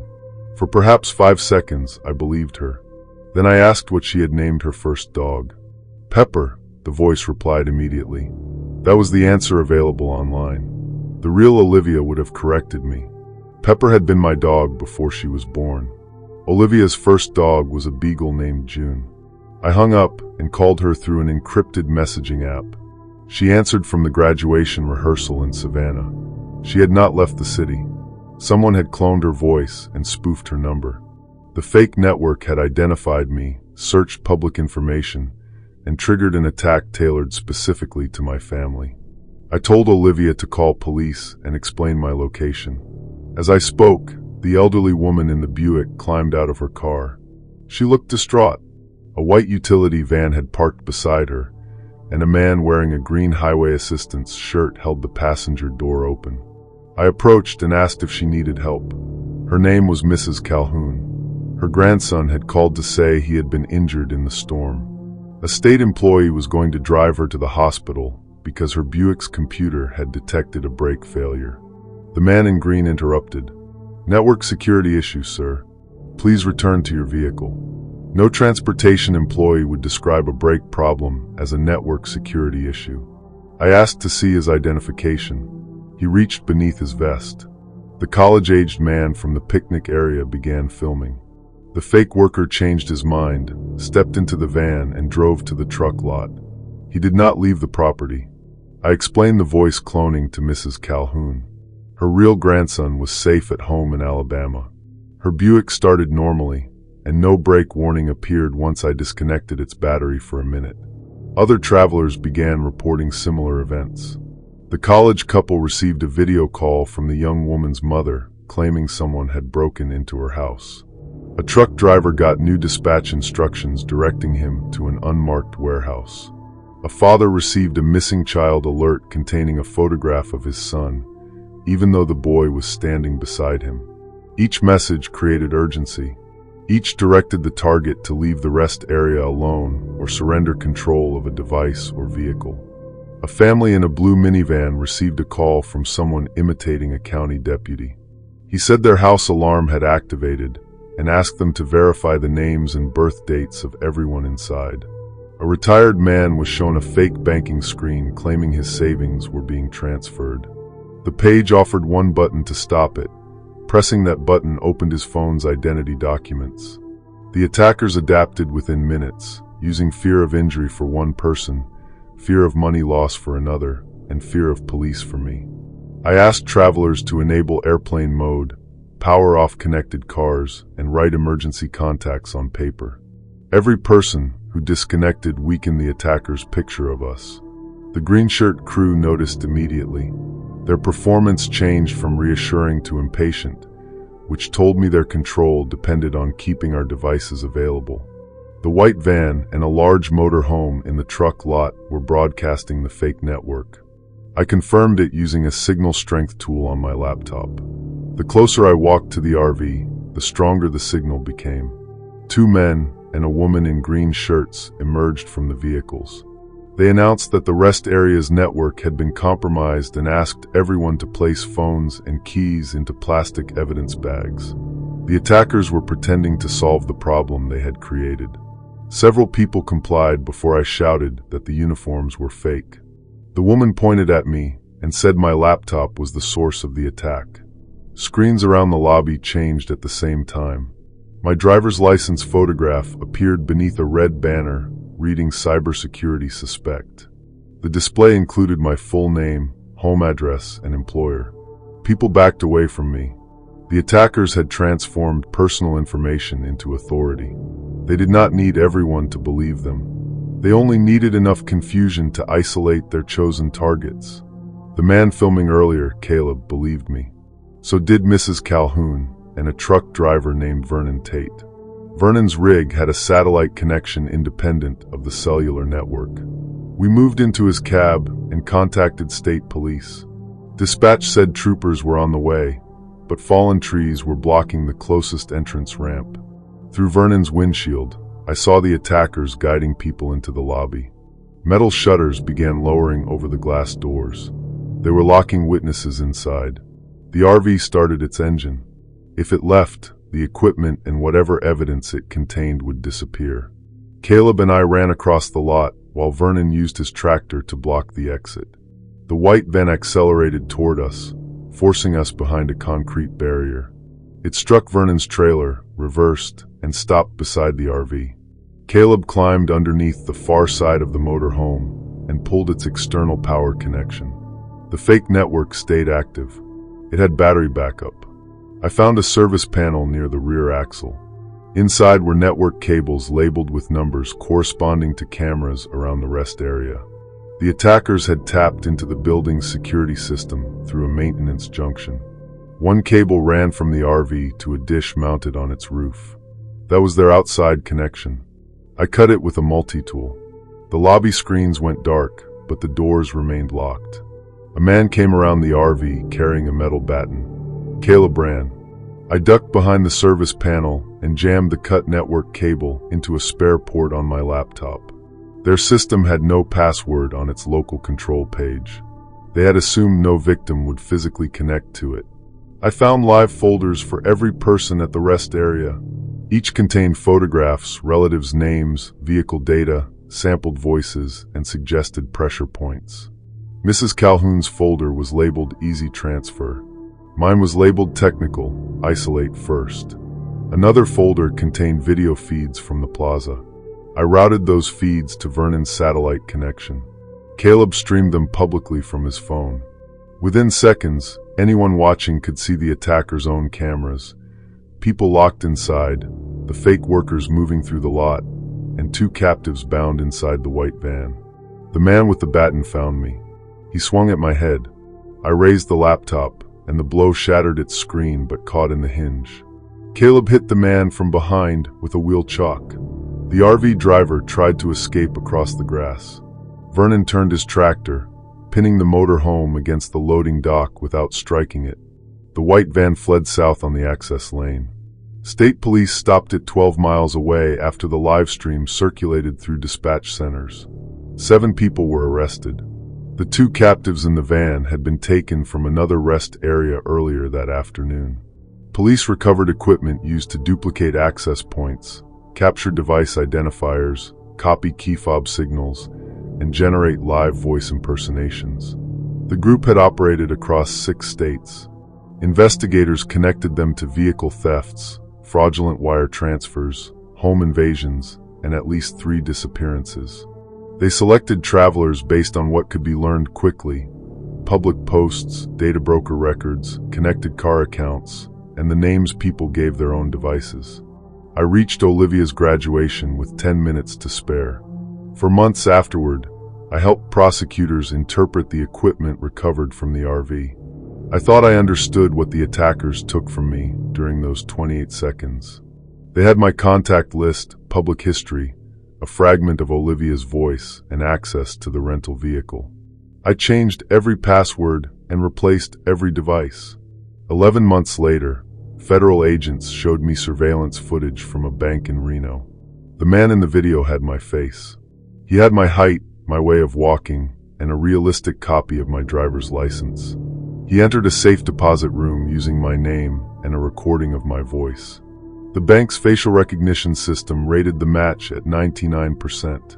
At the exact time of the robbery, I was giving sworn testimony against the rest area attackers in a federal courtroom in Georgia. The impersonator has never been found. Last week, I received a video from an unknown number. It showed me sitting in my own kitchen, speaking to Olivia on the phone. The angle was from inside the dark window above my sink. At the end, my own voice whispered, "You accepted the terms." Story 8. For 17 years, I drove passenger coaches across the South. I counted riders before every departure, after every stop, and any time someone changed seats. A driver who loses track of one passenger will eventually leave somebody behind. On the night I am going to describe, I counted 19 people when I entered the rest area. I counted 20 when I left. My name is Darius Cole. In April 2019, I was driving an overnight route from Jackson, Mississippi, to Birmingham, Alabama. The schedule called for one stop in Meridian and an arrival in Birmingham shortly after 3 in the morning. Rain began outside Jackson and worsened as we traveled east on Interstate 20. Lightning flashed over the pine trees. Water pooled in the right lane, and the bus pulled slightly whenever the tires crossed it. Most passengers were asleep, but I had one eye on the road and the other on a temperature warning that flickered across my dashboard. At 11:38, the engine temperature jumped into the red. I turned off the air conditioner, reduced speed, and looked for a safe place to stop. A blue sign announced a rest area 2 miles ahead. I took the exit with steam beginning to rise behind the bus. The rest area consisted of a long brick building, covered picnic tables, and separate parking lanes for trucks and cars. Emergency bulbs gave the lot a dim orange glow. The storm had knocked out some of the lights. One other bus was parked there. It was a silver coach with rounded windows and narrow chrome mirrors, the kind of vehicle my grandfather might have driven. Faded blue letters along the side read Delta Star Motor Lines. The destination sign above its windshield said Meridian. I parked 3 spaces away. The silver bus looked empty, but its engine idled with a slow, uneven rhythm. I explained the delay to my passengers and asked everyone to remain inside while I inspected our engine. Most ignored me and went to the restrooms anyway. I could not blame them. We had been on the road nearly 2 hours, and the rain had eased to a drizzle. The coolant hose had split near a clamp. I carried spare hose and tools, but the engine needed time to cool before I could work safely. While I waited, I walked around the silver coach. Its Mississippi inspection sticker had expired in 1978. Rain streaked the windows, making the interior difficult to see. Rows of high-backed seats seemed occupied by dark shapes. When I wiped one window with my sleeve, every seat behind it was empty. The passenger door folded open. A uniformed driver sat behind the wheel. He was thin, with gray skin and a dark mustache. His cap bore the Delta Star logo. "Meridian?" he asked. I told him I was headed through Meridian to Birmingham. His schedule card was clipped beside the wheel. Stops were typed in faded purple ink: Jackson, Forest, Meridian, Cuba, Birmingham. Beside Meridian, someone had written 19 aboard in pencil. I looked toward the dark rows again and counted shapes that vanished whenever lightning illuminated the glass. I reached 16 before the driver closed the door. "Bridge open?" "Which bridge?" He looked straight ahead. The one they said was washed. Then the door folded shut between us. Inside the rest area, my passengers crowded around dead vending machines. A mother named Selena Park tried to keep her 7-year-old son Eli from pressing every button. 2 college students charged phones from a working outlet. An elderly woman I did not recognize stood beside the visitor map. She wore a pale yellow dress beneath a clear plastic raincoat. Water dripped from the hem onto the floor. "Is this the eastbound stop?" she asked me. I said it was. They told us to wait here until the river went down. I asked which vehicle she had arrived in. She pointed toward the silver bus. "Mr. Vale says we're almost ready." The driver had never given me his name. I looked through the windows. The silver coach still appeared empty. The woman introduced herself as Evelyn Price. She carried a paper ticket in one gloved hand. The ticket was damp and soft with age, but I could read the date, April 14th, 1978. Evelyn let me hold it. The paper felt saturated, though no water transferred to my fingers. The fare was $6.40. On the back, passengers were instructed to present the ticket at all comfort stops, a phrase no bus company had used in decades. Seat 7B was written in blue pencil. When I asked what she remembered before arriving, she said the bus had smelled hot. People were arguing with Mr. Vale about a detour. A baby had been crying in the rear row. She could remember entering the rest area, but not going back outside. Then she looked through the window at the silver coach and whispered that the same baby was still crying. That night was April 14th, 2019. I told myself it was a souvenir. Maybe the bus belonged to a historical society, and the driver and Evelyn were participating in some anniversary event. It was strange, but not impossible. Then Evelyn asked why my passengers were dressed that way. Before I could answer, the old bus sounded its horn. Every light in the building went out. Passengers shouted and activated phone flashlights. Through the front windows, the silver coach glowed from within. Faces now filled every seat. Men wore wide ties and patterned shirts. Women had scarves tied beneath their chins. A boy pressed both palms to the glass. None of them moved except to turn their heads toward our building. Evelyn was no longer beside the map. The silver bus door stood open. A voice came from its external speaker. Replacement service to Meridian. Passengers may board now. My passengers assumed the company had sent help. Before I could stop them, 3 people ran through the rain and boarded. Mr. Vale accepted their digital tickets by holding out his bare hand. Their phones went dark as soon as he touched them. I followed and stood in the doorway. The interior smelled like river mud and old upholstery.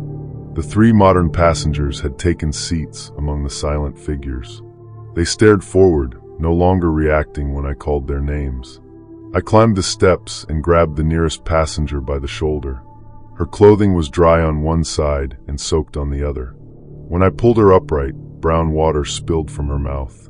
Mr. Vale closed one hand around my wrist. His skin was colder than ice. Beneath the cuff of his uniform, small pale things moved like worms. 19 on your coach, he said. We need 19. I tore free and dragged the passenger down the steps.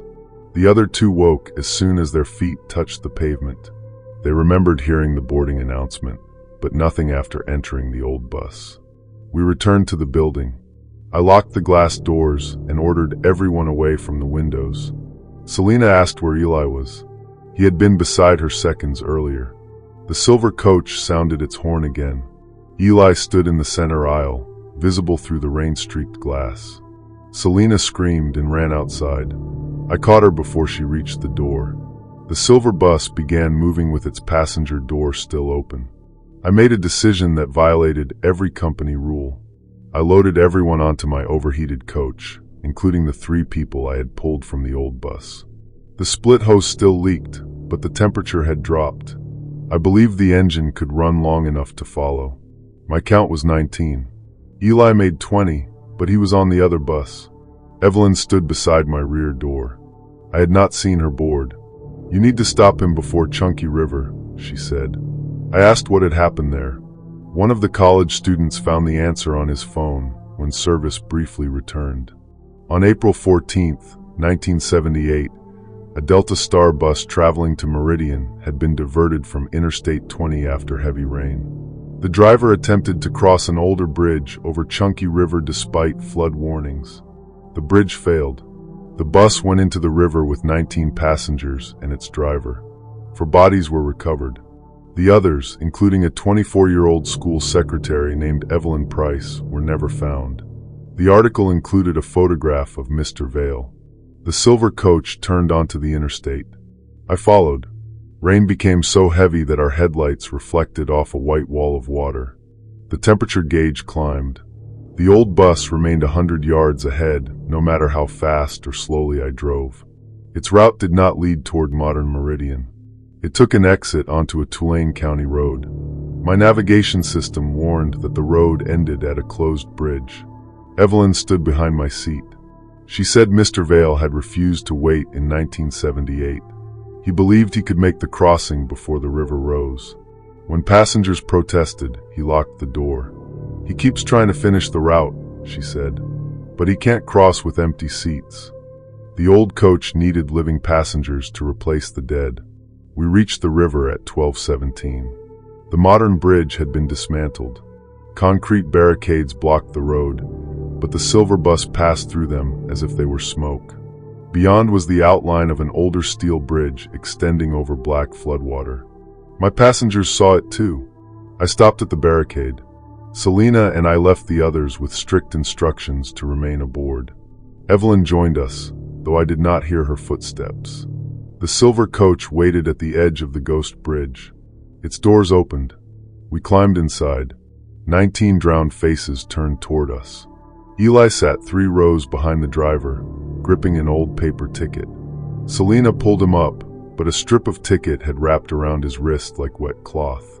Mr. Vale shifted into gear. The bus rolled onto the bridge. I reached for the parking brake. Mr. Vale struck my chest with one arm, throwing me into the fare box. Selena clawed at the paper around Eli while Evelyn walked down the aisle. For the first time, the dead passengers moved. They reached for her, not with violence, but desperation. We waited, one of them said. Evelyn nodded. Long enough. She tore her own ticket in half. The left side of the bus vanished. Rain and river wind exploded through an open space where windows and metal had been. The bridge beneath us flickered between solid steel and empty air. Mr. Vale screamed that everyone had to remain seated. I pulled the emergency brake. The lever came away in my hand, trailing roots and river grass. Eli's ticket tightened. Selena could not tear it. I bit through the wet paper and ripped it from his wrist. His seat vanished. One by one, the drowned passengers tore their tickets. With each rip, another section of the coach disappeared. Mr. Vale fought the steering wheel as the road dissolved beneath him. Evelyn pushed us toward the open door. We jumped. Instead of falling into the river, Selena, Eli, and I landed on wet pavement beside my bus. The silver coach continued onto the ghost bridge with only Mr. Vale inside. Evelyn stood in the doorway. She smiled at me and said, "Count again." The bridge collapsed. Coach, driver, and river disappeared into darkness. Our engine failed less than a mile later, but everyone was alive. Sheriff's deputies found us at dawn. They knew the history of the 1978 crash, but they did not believe our account. Searchers found no new wreckage in the river. When I completed my report, my manifest listed 19 booked passengers. Eli was one of them. Everyone insisted 20 people had ridden from the rest area to the river. We reviewed photographs taken that night. In one image, Evelyn sat in the front row behind me, still wearing her yellow dress. No one remembered her boarding except me. I stopped driving buses the following year. I still count people automatically whenever I enter a room. Last April, I received an envelope with no return address. Inside was a Delta Star ticket dated April 14th, 2028. My name was printed in the passenger space. The destination was not Meridian. It said Chunky River, final stop. Story 9. I've been blind since I was 19. People often imagine blindness as darkness, but my world is built from sound, air movement, texture, temperature, and memory. I notice the size of a room by the way footsteps return. I know when a person stands near me because their body changes the current against my face. At a rest stop in Maine, something spoke from 6 feet away without displacing any air at all. My name is Nora Whitfield. In January 2020, my sister Leah and I drove from Boston to Bangor after our father suffered a stroke. Leah was behind the wheel. My guide dog, June, lay at my feet. Snow started near Portsmouth and became heavy after we crossed into Maine. Around 10 at night, Leah pulled into a turnpike service plaza so she could rest and I could take June outside. The plaza was nearly empty. I heard one diesel truck idling, the wet hiss of cars on the turnpike, and a loose sign tapping somewhere above the entrance. Inside, a coffee shop was closing. A floor machine moved in slow circles across the lobby. June guided me toward the women's restroom, then stopped so suddenly that I walked into her harness. "Forward," I told her. She refused.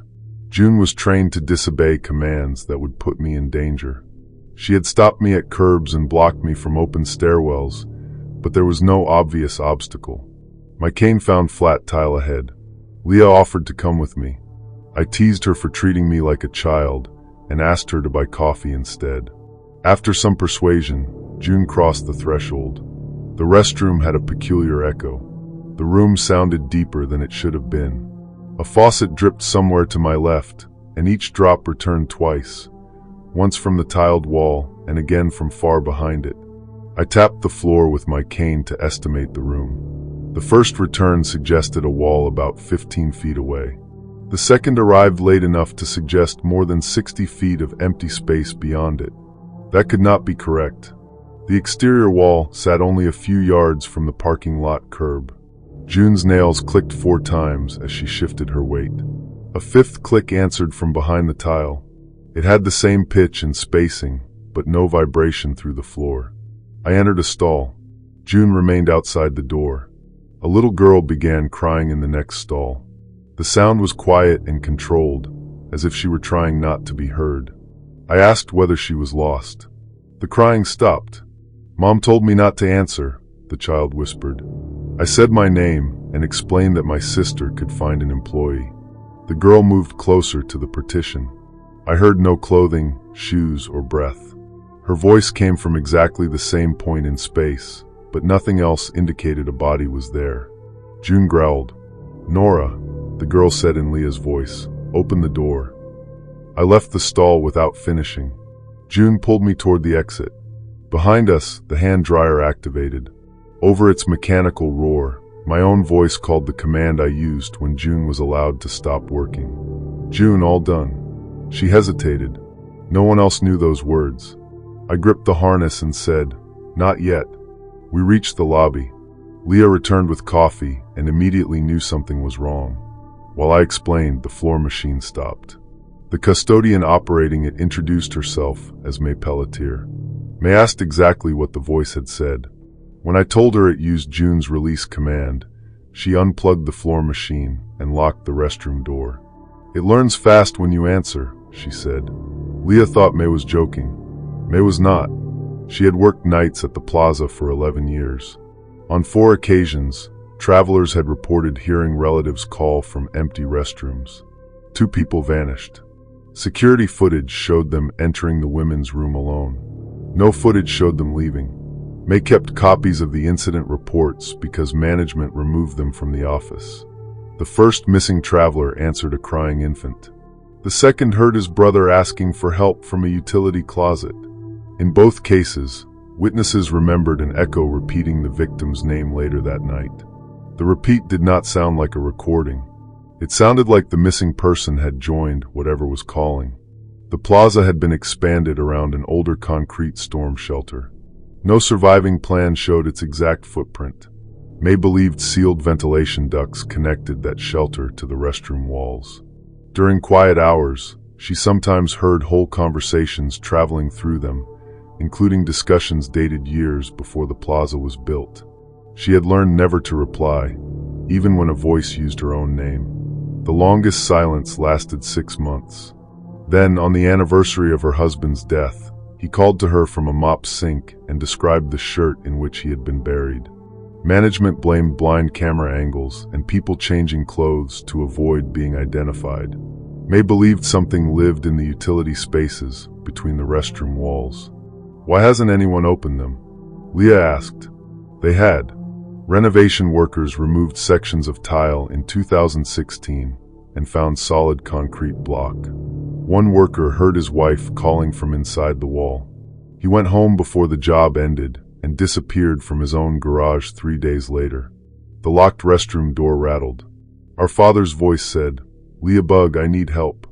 Leah dropped both coffees. Only our father called her Leah Bug. He was unconscious in a Bangor hospital nearly 200 miles away. I told her not to answer. The voice repeated her nickname. Each time it sounded weaker. On the 4th attempt, it began choking. Leah took 1 step toward the door. June blocked her. May led us to the coffee counter, where a barista named Colin waited with 2 truck drivers. She explained that we needed to leave the building without speaking. The voices became more accurate when people responded. She believed they could imitate words, but not generate the small physical sounds of a living person. That matched what I had noticed. The child's voice had no breath. It did not rustle clothing or change position naturally. It was sound without a source.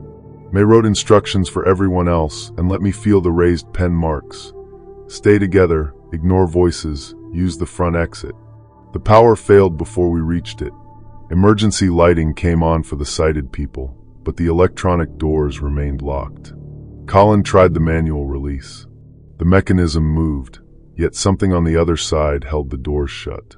The truck drivers went toward the kitchen exit. One of them heard a woman call his name from the closed restaurant. He answered before May could stop him. Something crossed the ceiling. It moved above us with the rapid scrape of nails on sheet metal. The driver cried out. When the others turned on phone lights, he was gone. His boots remained on the floor, upright and neatly placed side by side. After that, no one argued with May. We moved into the coffee preparation area. Colin knew of a delivery door in the rear storage room with a purely mechanical lock. To reach it, we had to pass beneath a lowered security gate, cross the dark kitchen, and go through a corridor shared with the restroom plumbing. I asked everyone to turn off their phones. The screens helped them see, but the devices produced tiny speaker noises and vibrations. More importantly, the others watched shadows and reflections that could mislead them. I trusted June and the shape of the sound around me. We formed a line with each person holding the code of the one ahead. I went first. The kitchen smelled of old grease and bleach. Rain tapped against roof vents. Beneath those ordinary sounds, I heard other breathing patterns, imitations arriving a fraction too late, like echoes trying to become people. My mother whispered from the freezer. She had died when I was 23. Nora, honey, I'm cold. I kept moving. The voice told me things only she would know. The name of my imaginary friend, the song she used to sing when storms frightened me, the promise I made beside her hospital bed. Each detail hurt more than the last. Then it made a mistake. My mother said, "Look at me." She had never said that after I lost my sight. Not once. The thing knew words. It did not understand the people who had used them. We reached the plumbing corridor.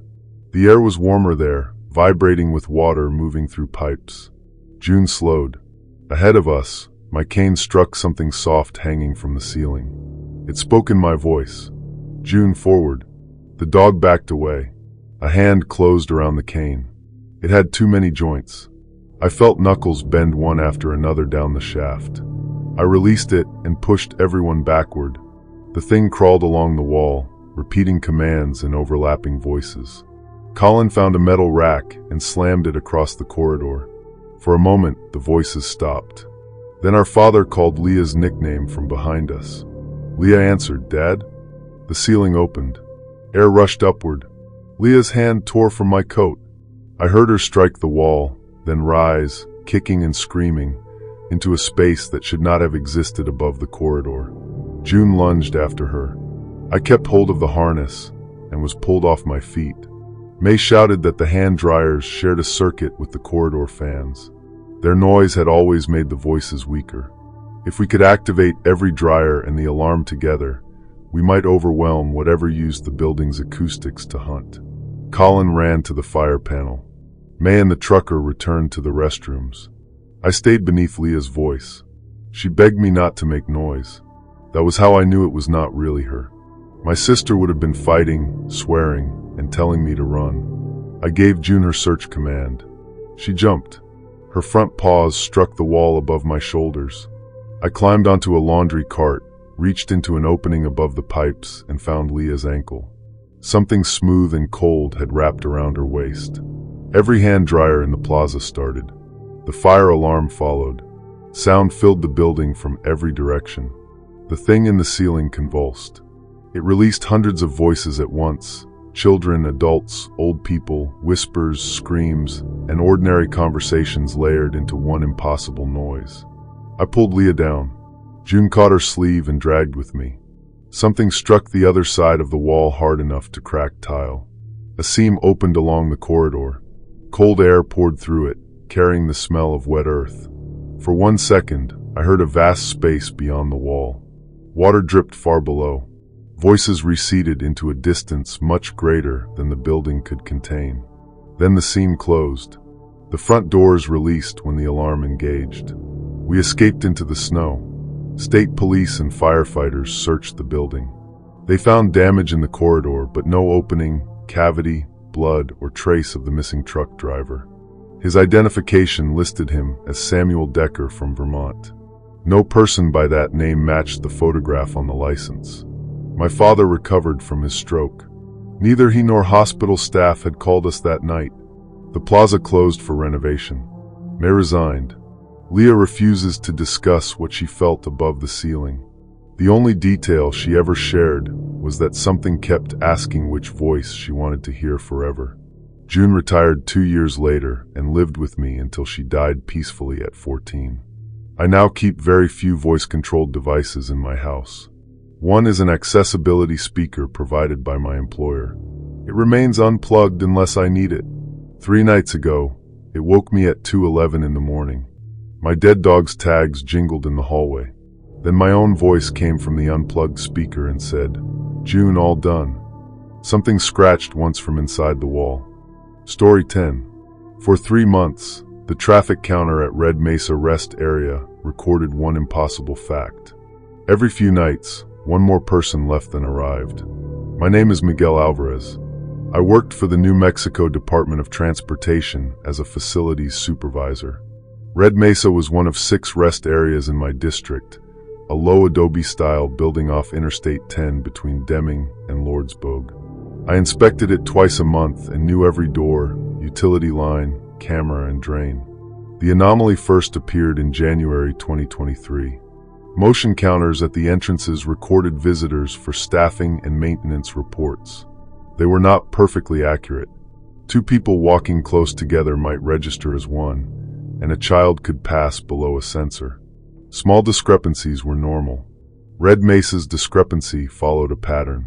On 13 separate nights, the counter showed exactly 1 additional departure. Never 2. Never during daylight. Always between 1 o'clock and 4 o'clock in the morning. I replaced the sensors. The extra departures continued. Then Ruth Delgado, our overnight custodian, reported seeing the same traveler twice. The woman arrived alone in a silver sedan. Ruth watched her enter the restroom wearing jeans, a denim jacket, and a red scarf. A few minutes later, the woman left, returned to her car, and drove away. Ruth went inside to clean and found the woman standing at a sink. Same face, same clothes, same red scarf. This second woman seemed confused when Ruth said she had just watched her leave. She searched the parking lot, became agitated when she discovered her car missing, and used Ruth's phone to call state police. Before a trooper arrived, she walked behind the building and disappeared. There was nowhere for her to go. The desert stretched flat for miles, and the nearest town was more than 20 minutes away by car. I reviewed the cameras. The footage showed the woman entering the restroom. For minutes later, she walked out and drove away. 90 seconds after that, she left the restroom a second time. When I advanced frame by frame, I noticed something else. The first woman wore her red scarf tied with the loose end over her left shoulder. The second wore it over her right. Everything about them was reversed. State police treated it as an equipment glitch and possible vehicle theft. The missing woman's license plate belonged to a teacher named Hannah Bell from Tucson.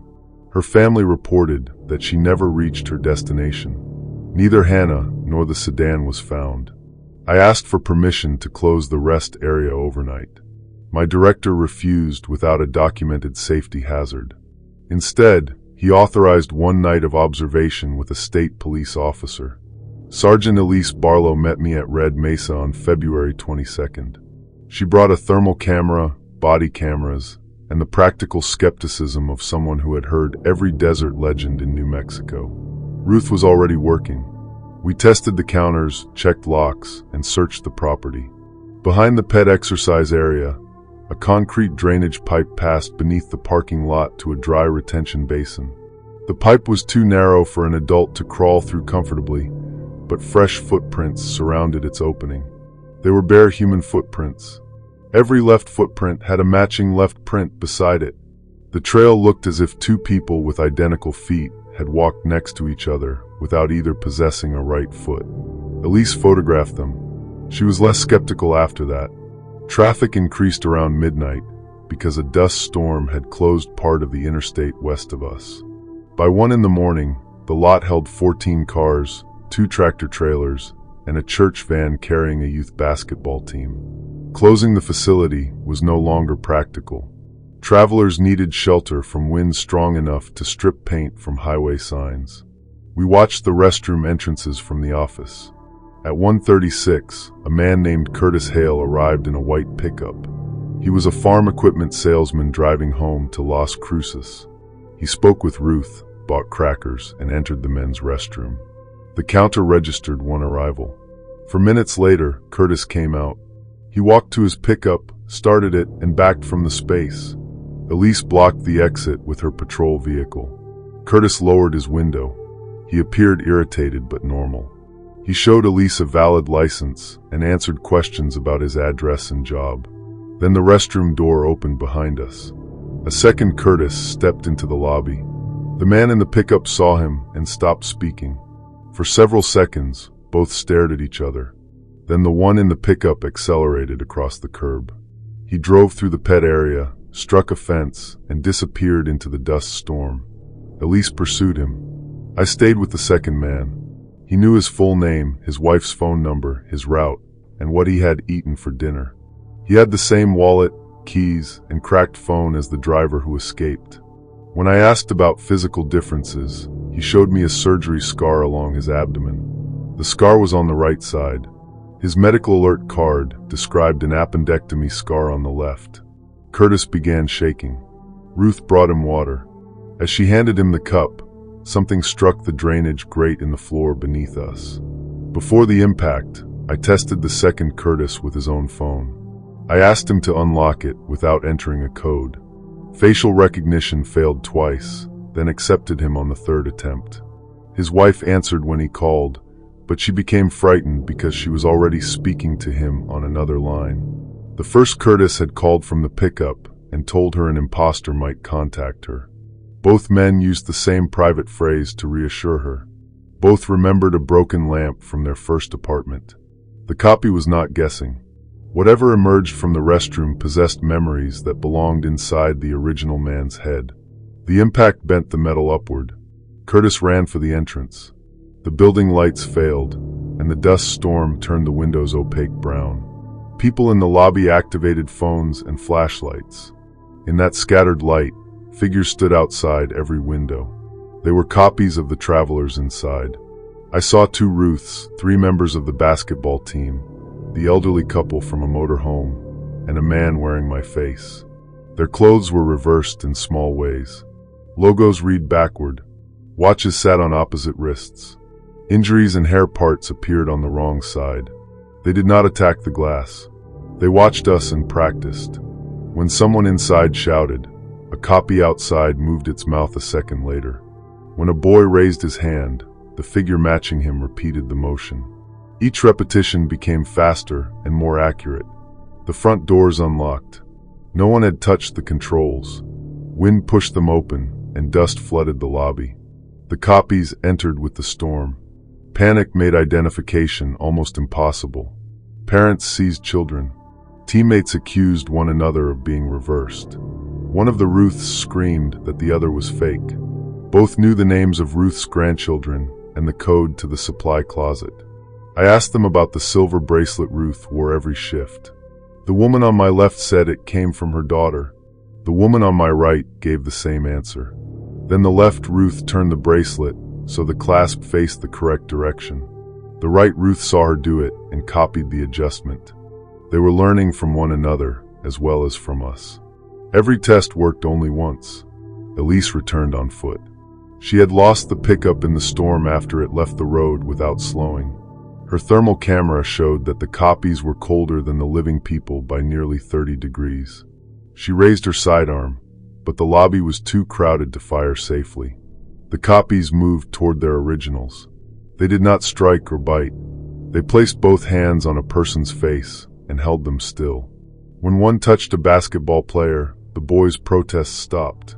His copy began speaking with his voice at the exact same time. The original sagged as if exhausted while the copy's skin became warmer and more colorful. They were not only copying appearance, they were taking whatever made the imitation incomplete. Elise and I pulled the creature away. Its fingers stretched like wet clay before releasing. Where its palms had touched the boy, reverse fingerprints remained pressed into his cheeks. The fire sprinklers should have activated when dust reached the smoke detectors. They did not. The copies had opened the control valve in the mechanical room and drained pressure from the system. That suggested planning. These things had been visiting long enough to learn the building. We moved the travelers into the kitchen and used rolling racks to barricade the doors. The copies gathered outside, speaking in overlapping versions of our voices. Elise showed me the thermal camera. 6 cold figures remained in the lobby. One was wearing my face. Then someone behind me said my name. Another Miguel stood among the travelers. I looked down. My wedding ring was on my left hand. His was on his right. A burn scar from a childhood cooking accident marked my right wrist. His marked the left. I pointed out the differences. The copy smiled and moved the ring to its left hand. Then it rubbed the skin of its opposite wrist until a burn scar appeared in the correct place. They could fix mistakes once we revealed them. The creature told Elise that I was the copy. It described our inspection route, the footprints, and the 2 Curtises. It knew everything I knew because it had touched the back of my neck while we ran from the lobby. I found 5 cold fingerprints beneath my collar. Elise raised her weapon between us. The dust had coated everyone, making the thermal image unreliable. She asked a question only the real me should know. The copy answered first. I realized memory would not distinguish us. Behavior might. I grabbed the emergency eye wash hose from the kitchen wall and sprayed myself in the face. The copy jumped away from the water. Its fear answered the question. Elise shot the fire suppression pipe above it.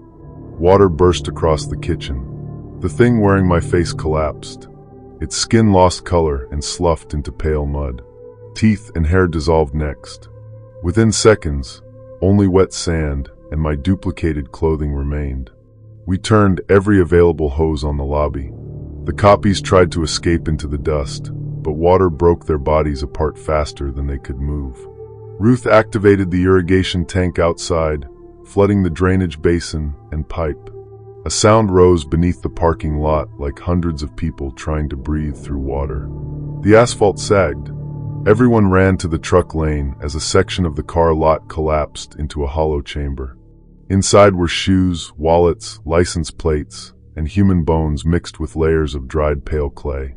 By dawn, the surviving copies were gone. Federal investigators closed Red Mesa for what they publicly called subsurface erosion and soil contamination.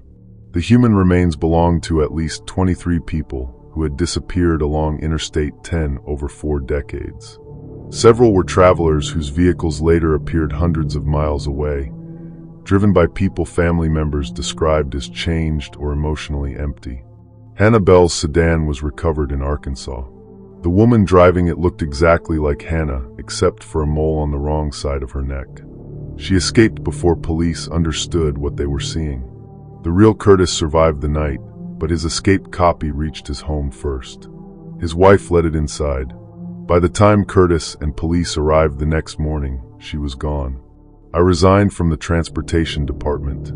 My wife and I moved to a house near Albuquerque, far from any drainage basin. For a year, nothing happened. Then our doorbell camera recorded me standing on the porch at 3:14 in the morning. I was asleep beside my wife. The figure wore my face and the clothes I had worn at Red Mesa. It looked directly into the camera, moved its wedding ring to the correct hand, and traced a burn scar onto the correct wrist. Before walking away, it held up a cardboard sign. The writing was backward, but the camera automatically mirrored the image. It said, "You taught us how to pass."